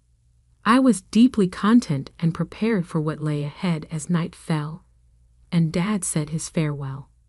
Even though my mom's difficulties and the uncertainty of fresh starts had been difficult, they had brought me to this point, where I am now surrounded by love and support.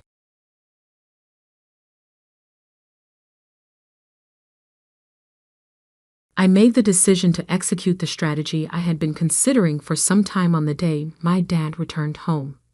I added the medicine to his tea, giving it a good swirl to ensure it dissolved fully.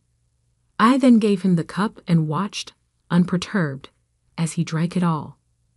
Noticing that the medicine would take 4 hours to kick in, we left the house shortly after.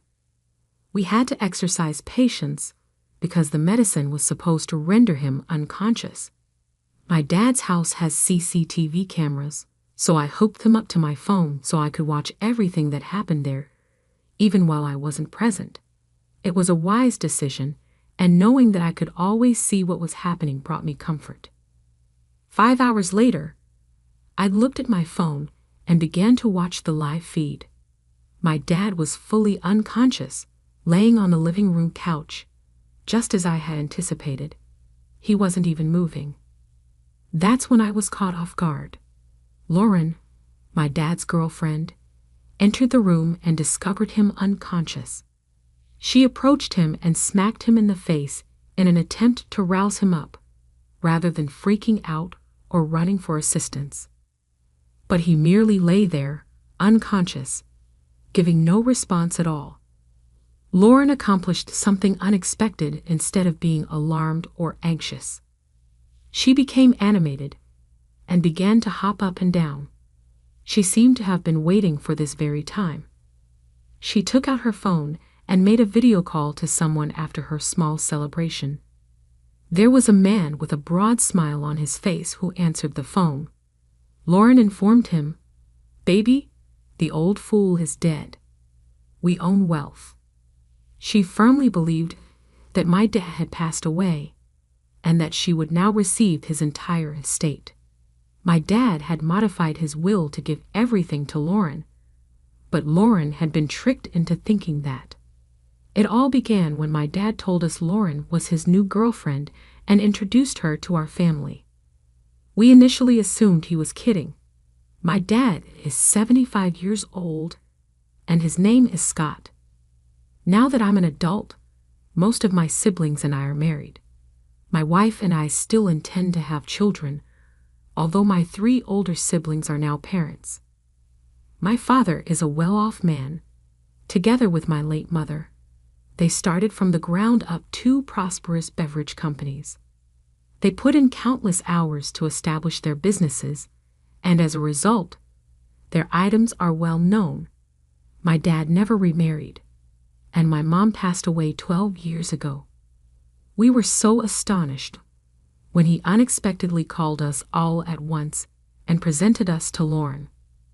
We believed that day that my dad had called us together for one of his customary family gatherings, during which he provides us counsel. But we were all in disbelief when we saw Lauren. We were baffled as to how she could be in a relationship with someone as old as my dad, since she appeared so youthful. Initially, I assumed she was merely a new housekeeper he had brought on board. However, my father introduced her with pride, adding, "This is Lauren, my new girlfriend. Please treat her with the same decency that you do for me. Nobody has expressed interest in me since your mother passed away, but Lauren did. I'm content with her." I was confused and angry at the same time when I heard this. How did they come to be together? When did this romantic partnership begin? Did they truly feel in love? I couldn't help but wonder what she wanted from us. "Does she even love you?" I asked my father. With confidence, he responded, "She loves me." After a month of dating, I can't express how content I felt. She feels the same way, baby, and she's the nicest thing that has happened to me since your mother. Lauren gave me a nod, but I wasn't sold. My dad was 75 years old, and she was only 27. Given their stark age differences, it was difficult for her to think she could ever love him. "How old are you?" Still attempting to make sense of the situation, I asked Lauren. I was astonished to learn that she was 27. It supported my theories. The only reason a young lady like her would be drawn to a man my dad's age is because of his wealth. I had no doubts that she was after his fortune. I tried to talk sense into his ears and said, "Dad, you need to break up with her. She's too young, and you can't seriously think she's in love with you." However, my dad would not listen because his love for Lauren was too strong. He thought she really did love him, but I knew otherwise. I was more sure than ever that she was only with him for the benefits she might obtain, especially after seeing her rejoice on the security camera film. "She's young enough to be your grandchild, Dad, and I'm 52. It doesn't feel right at all. What I was seeing and hearing was beyond belief. My father, a 70-year-old guy, was seeing a woman who was just 27 years old on a serious basis. It was difficult for me to comprehend the stark disparity in age. It turned out that I wasn't alone in feeling this way. My sister immediately chimed in, her voice solid and uncompromising, confirming what I had said. She turned to Lauren and said, "Dad, this is wrong in so many ways. And you, young lady, there's no way you're genuinely in love with my father." I find it hard to believe. But Lauren didn't seem to mind that we couldn't believe it. She gave us a serious look and said, "I know you find it difficult to believe someone so young," in a calm and collected manner. "But please know that I really do really like your dad. I've never been drawn to younger men, which is why I've never been in a relationship. I've never regretted a day I spent with your dad. He's the first man I've dated. I cherish him." Her words were smooth and convincing. Even I had to admit she was good with her words. It wasn't just what she said, but how she said it that made it so believable. She didn't need to do much more than talk, and somehow she managed to lower our defenses. My sister and I exchanged looks, still skeptical, but also unsure of how to respond. Could she be telling the truth? Could someone so young really fall for a man so much older? We spent the rest of that day at my dad's house, trying to get to know Lauren better. She was incredibly hospitable, going out of her way to make us feel comfortable. She even prepared a delicious meal for us. And my sister, who rarely complimented anyone, couldn't stop raving about how good the food was. Lauren was so thoughtful that she even packed some extra food for my sister to take home, knowing how much she had enjoyed it. There was something so humble and down-to-earth about Lauren that made it hard to dislike her. She was kind, polite, and seemed genuinely interested in our family. After that day, we met Lauren a couple more times, and with each meeting, our skepticism slowly began to fade. She was consistent in her kindness and care, always making sure my dad was happy and well taken care of. My dad, who had been lonely for so long after my mom passed away, seemed to have found new joy in life with Lauren by his side. He would call me nearly every evening, his voice full of excitement as he recounted the day's events. He talked about how Lauren helped him with everything from cooking to laundry, even washing the dishes after meals. They went out on dates regularly, and he always sounded so happy, almost like he was reliving the days when my mom was still alive. It was strange, but in a way, it felt like my mom had come back into our lives, not in the same form, but through Lauren. As the months passed, my siblings and I found ourselves growing fond of Lauren. We couldn't help it. She was just so lovable. She wasn't just there for my dad. She also took an interest in our lives. I owned a small restaurant at the time, and although it wasn't very big, Lauren would often stop by to help me out with various tasks. She was always willing to lend a hand, whether it was in the kitchen or with organizing things around the place. My older siblings, who had children of their own, also appreciated her help. She would visit them from time to time and offer to babysit or help with whatever they needed. About 6 months into their relationship, my dad dropped another bombshell on us. He and Lauren were getting married. I remember the day he invited us over to share the news.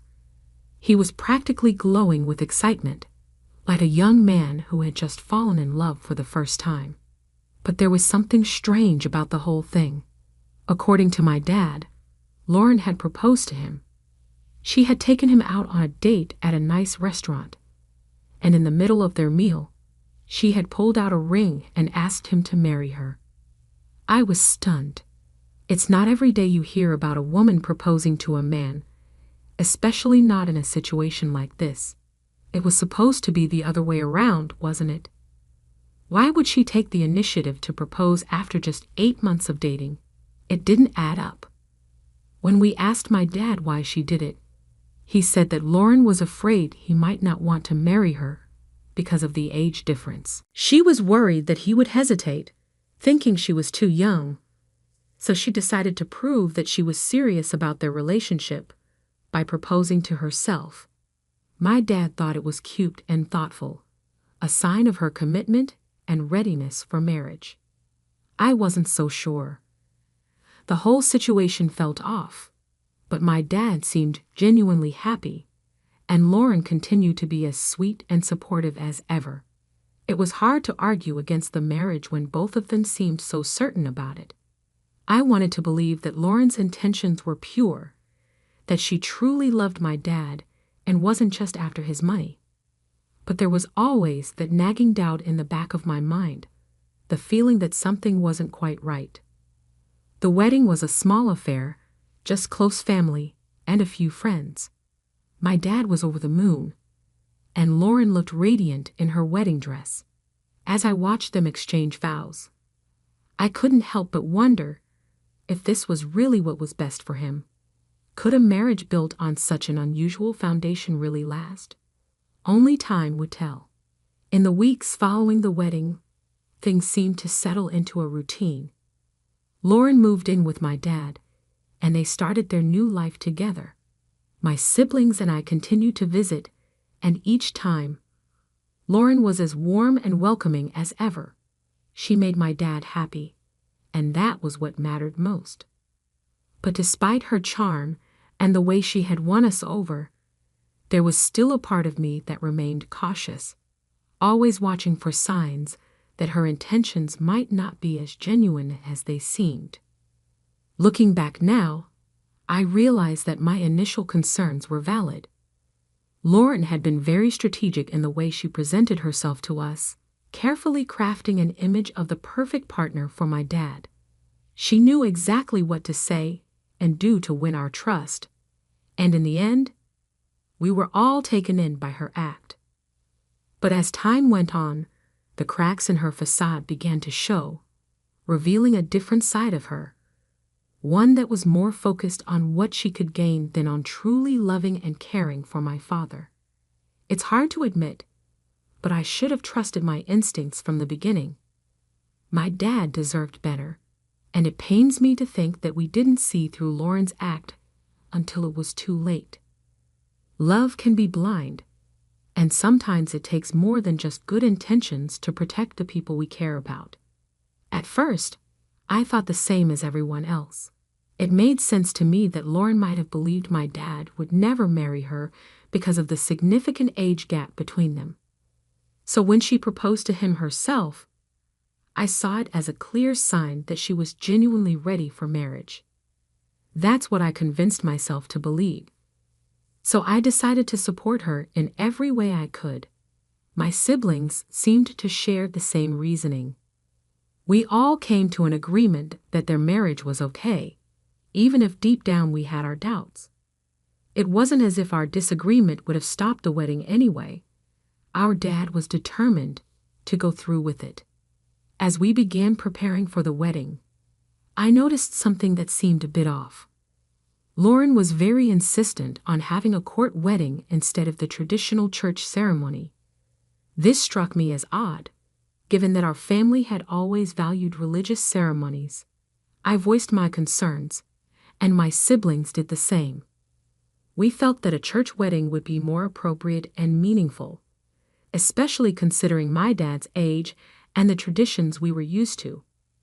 My dad found himself torn between wanting to make Lauren happy and holding on to his own values. He wanted to give her the court wedding she asked for, but the idea didn't sit well with him. It was a tough situation, and we spent a lot of time discussing it. Lauren was clearly disappointed when we pushed back against her wishes, but eventually, we managed to convince her to go with the church wedding instead. Although she reluctantly agreed, it was clear that she wasn't happy about the decision. On the day of the wedding, something felt off again.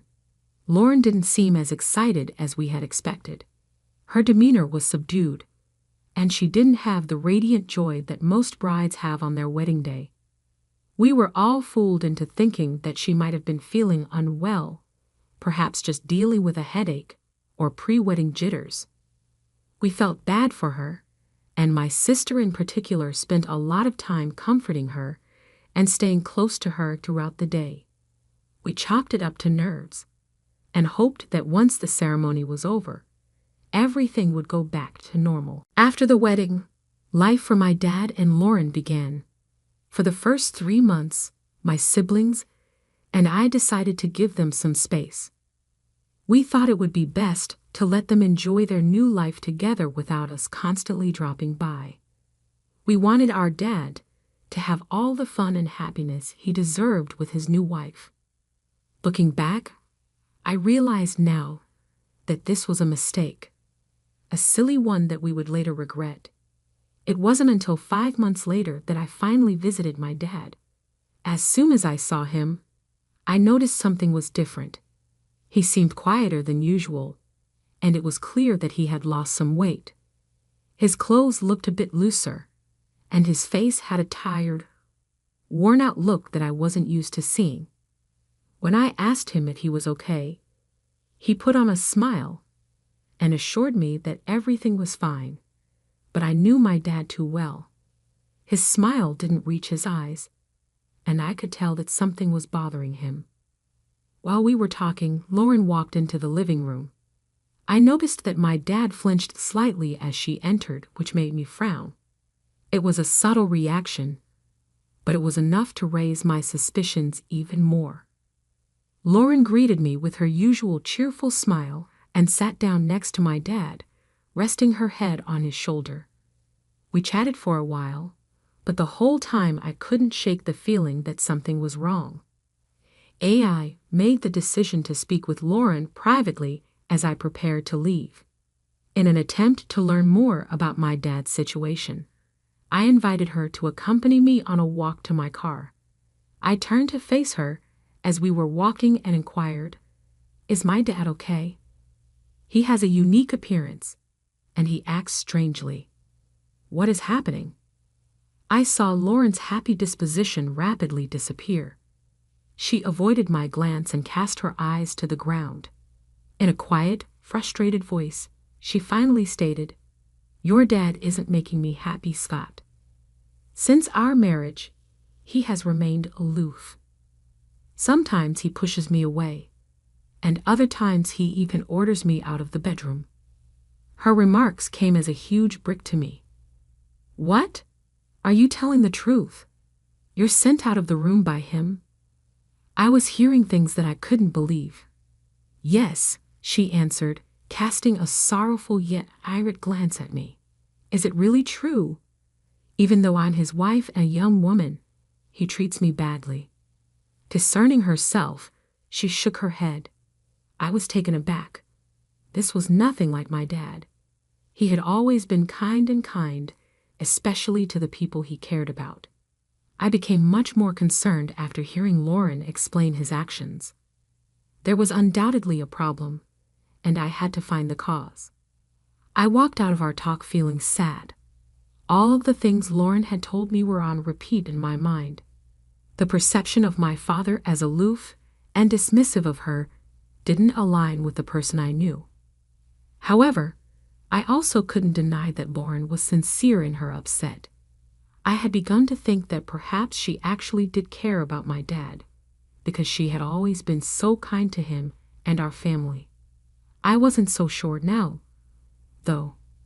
I spent the following several days trying to piece together what could be going on. After talking to my siblings, I learned that they had also observed certain changes in our dad while they were here. He appeared to have lost some of his former verve and had become quieter and more reclusive. Though none of us could quite put our finger on it, we could all agree that something wasn't right. I finally made the decision to speak with my dad face to face.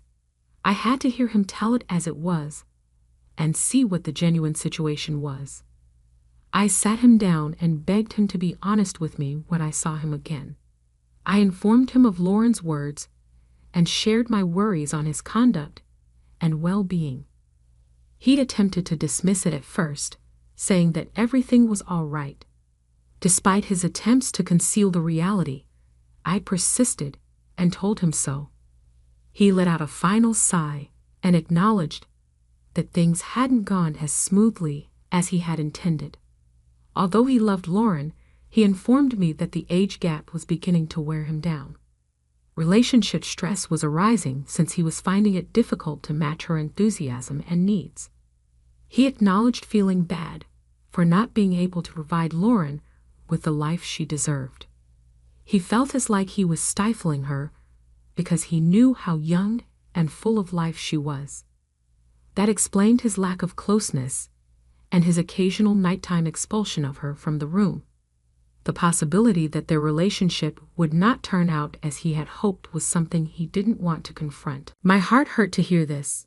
Normally a robust, self-assured man, my dad appeared weak and uncertain these days. It was painful to realize that he was facing this alone, even though I could see he was having difficulties. I reassured him that my siblings and I would be here to support him and that he didn't have to face this alone. It also occurred to me that Lauren wasn't totally at fault. It wasn't fair to criticize her without taking into account that she had her own challenges and expectations. I realized I had to speak with her once more, but with greater understanding and compassion.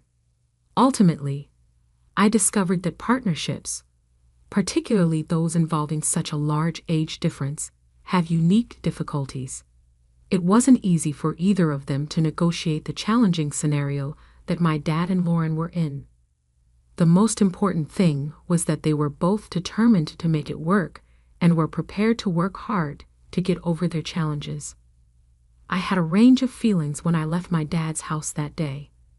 Though there was still plenty to work through, I had faith that my dad and Lauren could find happiness in their marriage with time and honest communication. We would be there for them every step of the journey as a family. It seems like he doesn't love me, even though I deserve his attention. Lauren said, "Jack, I'm so sad." I felt so bad to hear her say that. I have to admit that I felt bad for her because it sounded like she was truly hurt. I assured her I would attempt to figure out what was going on by speaking with my dad. After expressing her gratitude, she left the house. When I went to see my dad the following time, I saw that things had gotten worse. Compared to earlier, he was more reserved and hardly spoke to me. His actions were so peculiar that I became anxious and frustrated. I left his house in a rage, not knowing what to do since I could take it no more. I got an unexpected call from my dad's attorney as I was leaving. He told me my dad had been in touch with him recently to modify his will. My dad wanted to leave everything to Lauren, the lawyer said. I was astonished to hear this news. Something like this caught me off guard right away. I never expected it. I made the decision to tell my siblings about this. In an attempt to ascertain the true nature of the situation, we all decided to pay our dad a visit. When we got to his place 6 days later, it was strangely quiet and deserted.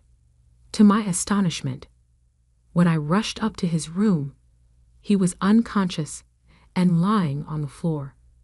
We hurried him to the hospital after I swiftly called my siblings to offer assistance. Lauren's response surprised me when I saw her at the hospital. "Is he dead?" was the first thing she said. "I can't let him die just yet. Has he already modified his will? He's not going to die." I got a shiver from what she said. How could she care more about the will than if my father was still alive? Although my father wasn't dead, her response raised serious doubts in my mind. I went up to her and said, "What are you saying? My dad is still alive."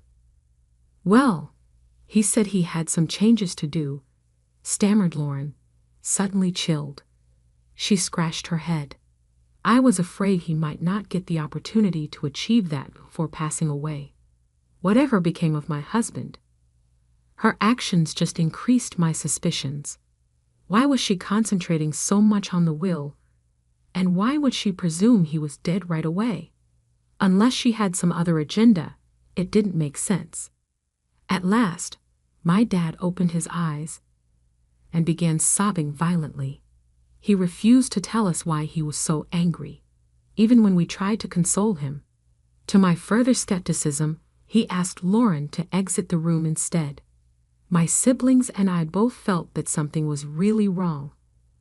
We started to worry that Lauren was just after our dad's money, and that she might be abusing him. We couldn't miss the major signal that she was extremely worried about the will. We also wondered why our father would want to make such a big alteration to his will all of a sudden. He didn't usually make decisions like this without talking to us first. We began to suspect that perhaps Lauren had coerced him into doing it. It was unusual enough on its own that she had been the one to propose marriage in the first place. We devised a strategy because we were determined to know the truth. We made the decision to investigate on our own as we knew that our dad would never let us know if something was amiss. We had a conversation with the family physician who had been my dad's caretaker for many years before we left the hospital. We told him about our worries and pleaded for his assistance because we had total faith in him. The medication the doctor offered us might put a person to sleep for up to a full day, giving the impression that they were deceased. We were going to utilize this to test Lauren's reaction in the event that she believed my dad was dead. In order to give us time to covertly place cameras throughout their home, we also made arrangements for Lauren to stay in the hospital with my dad for an additional 3 days. We could then keep an eye on everything that transpired once they got back home. I mixed the medicine thoroughly into my dad's tea the day he got home to make sure he wouldn't notice anything out of the ordinary. We knew the medicine would take 4 hours to work fully after he drank it, so we left the house.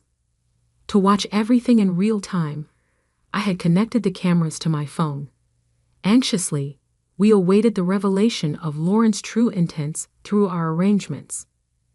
The cameras we set up allowed me to see and hear everything that was going on in my dad's house. I started watching the video on my phone 7 hours later. As expected, my dad had passed out in the living room. I was stunned by what transpired next. My dad was unconscious in the room when Lauren entered.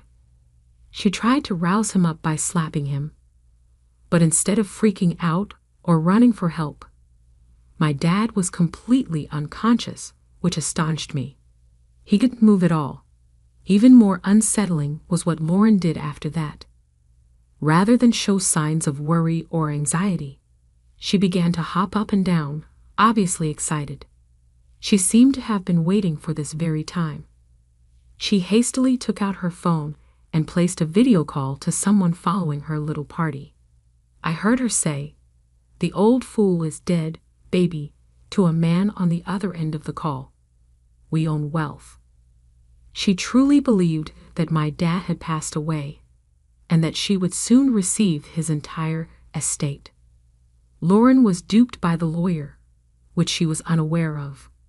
The lawyer informed me that Lauren had been to see him and inquired about the will after he had called.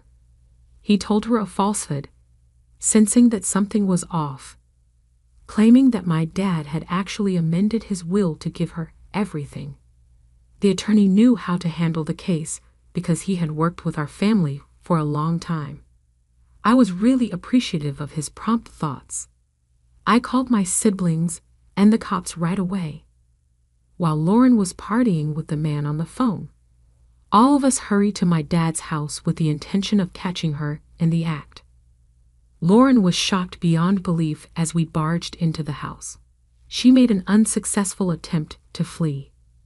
She was handcuffed and brought directly to the station by the police. It was found in the police station that Lauren had been planning to con my dad with her boyfriend, a 24-year-old. They were both brought to court after the boyfriend was also taken into custody. When my dad learned the truth, he was devastated, but he didn't let it stop him. He severed all contact with Lauren right away and got a divorce. My dad was finally honest with us when Lauren was taken into custody. He acknowledged that she had been mistreating him physically and mentally. In addition, he acknowledged that he felt guilty and let down by himself for not seeing through her sooner. He was happy, though, that we had freed him from her snare. In addition, my dad was very clear that he would never date or get married to anyone again. Relationships were over for him after this awful incident. Lauren was accused of fraud and both physical and emotional abuse in court. Her lover was given 20 years in prison for being an accomplice, while she was given a 30-year sentence. Lauren started crying and apologizing to us as she was being taken away. Lauren's parents, who were also crying, informed us that their daughter had escaped from home and they had mistakenly believed her to be lost. Although we were sorry for them, we also recognized that Lauren needed to pay a price for her actions. She was nothing more than a greedy person attempting to profit from my father's generosity and resources. I appreciate you seeing. Please remember to subscribe by clicking the I subscribed comment below. We will try our best to respond to your comment.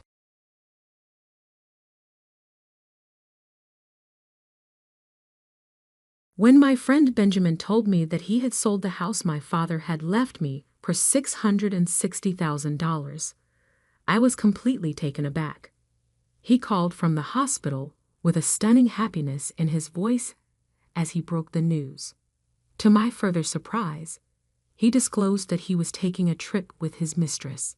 I found the whole situation to be utterly ridiculous, and I found it difficult to comprehend Benjamin's reasoning behind making such a decision about a place that was so meaningful to me. In addition, he said nonchalantly that he planned to move away from his family, which included his daughter Nancy. I was profoundly offended by Benjamin's lack of concern for his daughter, about whom he grumbled that she was growing increasingly conceited and bothersome. I was furious at his callous remarks about his child. I was angry and disbelieving at the same time as I struggled to process the confusing news of the property sale and his plans to leave his family. I thought I would lose my sense of reality. I had to intervene to prevent Benjamin from recklessly selling the house. I'm Carol, a 39-year-old stay-at-home mom. My life has become more and more difficult with my spouse Benjamin and our 9-year-old daughter Nancy. A year or so of persistent suspicions about Benjamin's infidelity have contributed to the rising discord in the marriage. His habits, such as going out late at bars, coming home smelling odd, and purchasing pricey gifts that weren't for me, alarmed me even though I didn't have any concrete evidence. However, I've been too afraid to approach him about his potential affair, which has prevented me from acting decisively. When I think back on our relationship, the Benjamin I fell in love with 11 years ago comes to me. I was first drawn to him by his warmth and sincerity, and our marriage began happily. But things really started to go south when Nancy turned 1. Being a full-time homemaker, parenting proved to be more demanding, and I required Benjamin's assistance with meals and showers. He felt irritated as these duties became commonplace and eventually stopped being an active dad. He started to argue that since I was a stay-at-home mother, I should be responsible for taking care of the kids. Benjamin was always making bitter comments, and he would frequently withdraw into our bedroom and leave Nancy and me alone. There was less of him interacting with Nancy as he grew more distant. He dismissed her, saying he was too busy and that playing was my job, even on his days off. Nancy was often reprimanded by Benjamin for crying, and he blamed my parenting for any problems that arose rather than taking into account her feelings. We would frequently withdraw to our room and play alone in order to shield Nancy from his hurtful remarks. It hurts to witness how our once content marriage has descended into such tension and turmoil, with me having to deal with these issues mainly on my own. Living with my daughter Nancy meant that I rarely had time for me, even when I felt like I needed some alone time for hobbies like reading or watching movies. Benjamin was frequently pursuing his love of auto racing in the meantime. We were dependent on his salary, so even though it felt unjust, I was hesitant to express my displeasure. Throughout the 9 years of our marriage, this feeling of helplessness and irritation had been steadily increasing. Benjamin's harsh language and lack of interest in parenting had become distressingly common. It was a far cry from the considerate and loving man I had married. Despite these difficulties, I realized that we had to keep things stable for Nancy's sake, because our income was reliant on Benjamin's work. Nancy complimented my artistic abilities and suggested I sketch my career one afternoon while we were painting together. Nancy, in contrast to my own restrained disposition, had developed into a straightforward, joyful, and honest girl, even in the face of Benjamin's frequent dismissive attitude. Seeing her succeed in school, gain popularity among her peers, and become a teacher's favorite was encouraging. Her praise for my drawings gave me more self-assurance and pride, since it showed me how much she appreciated and noticed the work I had put into them. Her optimism, which shone light on our family's difficult dynamics, was something I treasured. Nancy's ability to make me grin gave me the strength to tackle the recurring difficulties. But our home life took a usual turn for the worse that evening. After drinking, Benjamin passed out in the living room. His drinking had grown more and more concerning. A piece of paper dropped out as I was succeeding in taking off his jacket. It was a motel receipt, an unequivocal and devastating affirmation of my long-held concerns regarding his adultery. "Hide my inner agony, please." I slipped the receipt onto a shelf and went to bed, wondering how I would tell Benjamin what I had discovered the following morning. I was left alone with my thoughts in the middle of my daily tasks when Benjamin, who was barely sober, departed the home before Nancy went to school. It became more and more difficult to keep up the facade of a happy relationship or to deny the truth when the motel receipt was discovered. Although I knew something needed to happen, I was intimidated by the road ahead. I had to talk to Benjamin immediately, expecting an admission, maybe an apology. Over the next few days, as I was buried in these thoughts, I was startled out of my meditation by the abrupt vibration of my smartphone. I became anxious when I saw a strange number flash on screen. The caller identified themselves as a member of the General Hospital personnel when I reluctantly answered. They told me that Benjamin had been sent to the emergency department in a hurry and was currently having surgery to treat a serious kidney condition. Benjamin's condition was grave, the doctor indicated, and a kidney transplant might be necessary. I listened as the doctor explained the seriousness of the surgery and the requirement for a transplant, feeling overwhelmed by this abrupt turn in our lives. I felt myself not wanting to lose Benjamin that night, even if his mockery and infidelity had hurt me.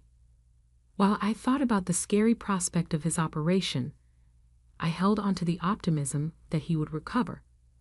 The hunt for a prospective kidney donor got underway over time. I was, rather unexpectedly, the ideal fit. Our story took on a deeper complexity when it became clear that, despite our tense relationship, I could save Benjamin. Benjamin's parents became involved as well, adding to the complexity of the situation. Though they were elderly, they were quite concerned. I had to balance the chance of a restored relationship through this life-saving act against our tumultuous past when deciding whether or not to donate a kidney. Despite my imperfect health, Benjamin had no siblings, and our matched blood types made me the most appropriate donor. Admittedly, I had serious reservations about undergoing the surgery. However, the overriding importance of preserving Benjamin's life helped me overcome these hesitations. Recognizing the irreplaceable value of his presence, I decided to proceed as his kidney donor. When I discussed Benjamin's condition and our upcoming surgery with Nancy, she responded with understanding and encouragement. She stayed with my in-laws during my hospitalization. Despite their health issues, they were able to care for her. Nancy enjoyed a close bond with her grandparents, and knowing she was in good hands provided me with immense relief. With that peace of mind, I underwent the kidney transplant surgery, which surprisingly was completed more quickly than I had anticipated. I spent about a week in the hospital while Benjamin needed 8 days to recover. Thankfully, there were no complications, and both of our recoveries proceeded smoothly.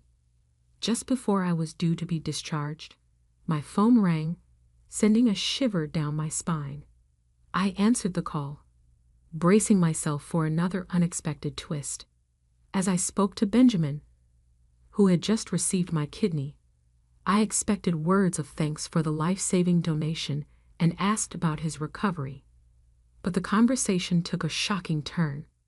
In an unsettlingly cheerful tone, he revealed that he had sold our house for $660,000 and was planning a trip with his mistress. I was stunned by the news. It felt like a lightning strike. That house wasn't just any property. It was a cherished inheritance from my father, now thoughtlessly sold off. Benjamin's brazen announcement that he also had a mistress added another layer of shock. In my state of disbelief, I asked about our daughter's welfare, only to be met with his cold indifference. He said he didn't care and was planning to leave her behind. This revelation left me both enraged and appalled. The idea that he would sell the house and abandon his daughter was incomprehensible. Determined to take action, I realized I had to prevent Benjamin from rashly giving up our home. As our call ended abruptly, I was left in a whirlwind of emotions, grappling with his shocking decisions and figuring out how to protect our home and Nancy's future. Struggling to grasp the reality of Benjamin selling our house while he was still in the hospital, the stress worsened my condition, leading to an extended hospital stay. Feeling helpless and distressed, I lay in the hospital bed for days, pondering my next moves. My first instinct was to reach out to Nancy. Without the house, we would have nowhere to live. Despite my anger at Benjamin for his audacious actions and his affair, my primary concern was for Nancy's well-being. I decided to call her at my in-laws' house, where she answered the phone. I anxiously asked Nancy how she was coping and if she felt lonely, especially with the news of our house being sold by her dad. Her response was unexpectedly reassuring. She calmly informed me that she had managed to handle the situation, explaining that her dad had instructed his mistress to sell the house. Nancy's mature handling of this surprising turn of events left me both surprised and proud. She reassured me that everything was fine and expressed her gratitude for my concern. Encouraged by Nancy's composed demeanor, I felt a bit of peace settle within me. However, curiosity about what was currently happening with Benjamin and his mistress lingered. Reminding myself of the need for rest, I allowed sleep to take over. After 4 days of recovery, I was discharged from the hospital and made my way to my in-laws' house. Upon arrival, Nancy greeted me with joy, and my mother-in-law welcomed me back with a gentle smile, expressing her happiness. In contrast, my father-in-law's expression was grim as he apologized for Benjamin's actions. I was baffled at how Benjamin could stray so far from the values instilled by his wonderful parents. Despite their apologies, I acknowledged that perhaps I should have spoken up sooner. As we talked, my in-laws expressed their determination not to let Benjamin have his way. Intrigued and somewhat anxious, Nancy and I decided to head home. However, on our way, we encountered an unexpected scene in front of a realtor's office. There, we saw a disheveled Benjamin and an unknown woman, presumably his mistress, engaged in a heated argument. Benjamin, dressed in sweatpants and with unkempt hair, appeared visibly distressed. His mistress, wearing a short skirt and only one high heel, looked frustrated as she complained about the house not being sold and a canceled purchase deal of $660,000. The chaotic scene unfolded before us, adding another layer of complexity to our already tumultuous situation. Benjamin's angry gestures and his mistress's loud complaints drew shocked looks from passers-by. Nancy and I, equally surprised, approached them seeking an explanation. Upon questioning Benjamin about his actions, he and his mistress were visibly taken aback, gasping in surprise. Accusations flew immediately, with Benjamin suggesting that I must have talked the buyer out of the deal.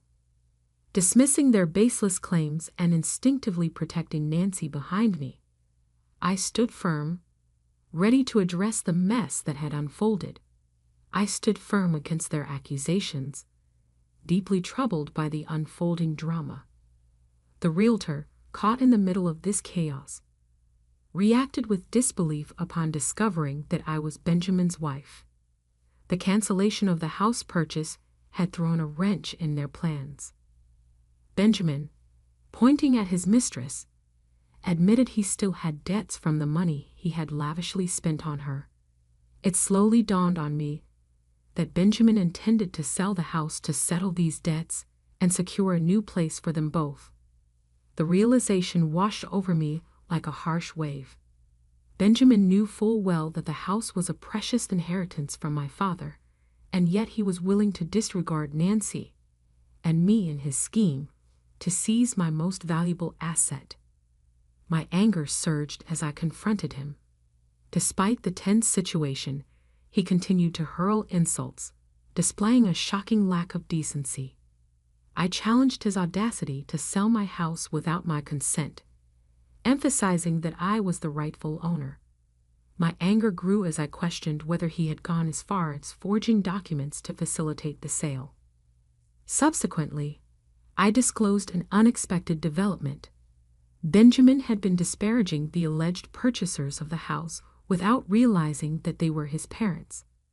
Nancy had told my in-laws about Benjamin's wrongdoings, so she was the one who broke the news to them. My in-laws, furious at their son's behavior, had made the decision to intervene and defend their cherished granddaughter as well as their daughter-in-law. Nancy firmly went up to tell us that her grandparents were aware of the house's importance to us and were against its quick sale. They had cleverly feigned to be the first people to purchase the house.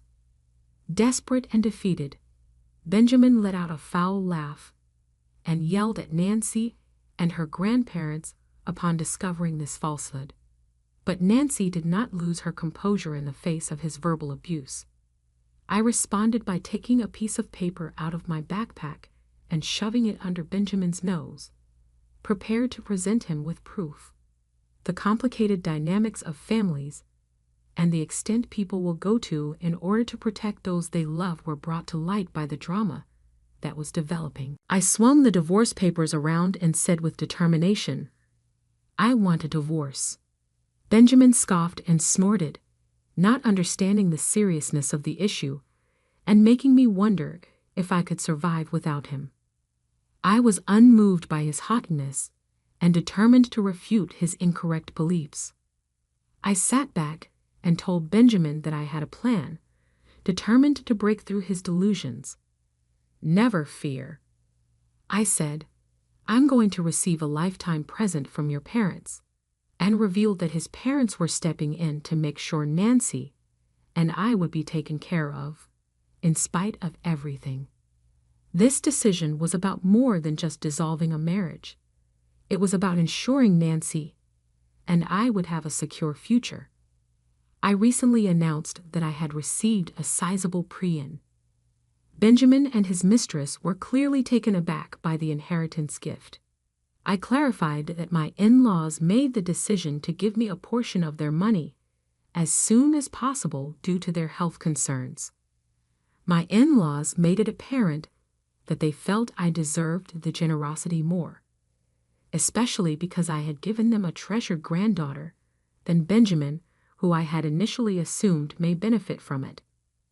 They were disappointed with Benjamin because, despite their having facilitated a life-saving organ donation, he had not shown gratitude. I accepted the present with gratitude, feeling lucky to have received such kindness. Benjamin was obviously distressed by this choice. He appeared pale and uneasy. He was fiercely against the agreement, calling it unethical and dishonest, and he even threatened to sue. But I calmly explained that our parents had made a completely logical decision and that his current predicament was the result of his financial irresponsibility. I also openly questioned if he could really afford the legal fees, given his track record of reckless spending. I confronted him more directly and told him that I was going to demand every penny because of child support and emotional pain. I told him quite bluntly that I would do whatever it took to make sure he did what he had to do. Benjamin apologized profusely, but it was obvious that it was too late. He was overcome with regret. I made it clear to him that I would not back down from getting even for the abuse and disregard he had given me and our daughter Nancy. A realtor who had witnessed the entire discussion thanked me for managing the unpleasant issue well as Benjamin and his mistress swiftly departed the area. Even though it was tense, the settlement was essential to maintaining accountability and respect within our family. Once any misconceptions had been resolved, I was prepared to welcome a fresh start. Nancy, my daughter, and I strolled home together while holding hands. Her smile gave me more courage as she thanked me for standing up for her. I silently vowed to keep her safe at all times. The divorce from Benjamin went through without any problems, ending a long-term unhappy marriage. It ended abruptly, which surprised me and made me consider why I had put up with so much for so long. It turned out that Benjamin had borrowed a lot of money to finance his extramarital activities and had wasted a sizable sum of money on his affair. Eventually, his mistress walked out on him, unable to handle his unstable finances. Meanwhile, Benjamin experienced hurdles in his career. Due to a lack of materials, his company had to make layoffs. One of the first people let go from the factory was Benjamin. Even though it was regrettable for him, it was likely that Benjamin was among the employees let go by the company due to subpar work or behavior, which may have included his behavior at home. Benjamin, who was now unemployed, made ends meet by doing part-time jobs and didn't take the initiative to look for a full-time job. Having lost his wife, career, and lover, his life seemed hopeless. Benjamin had taken my sacrifices for granted, even though I'd gone to the lengths of donating a kidney to him in the past. It appeared that he was finally being dealt with by karma, therefore he should concentrate on paying off his debts. Using the resources I acquired from my in-laws, I ventured into illustration in the interim, turning a new leaf. Initially motivated by Nancy's compliments on my drawing abilities, I got encouraging responses from customers who appreciated how careful and proficient my work was. I want to keep working hard to give Nancy and myself a better life, and I also want to grow my clientele. This new chapter was a proactive move toward a prosperous future, as well as a healing from previous traumas.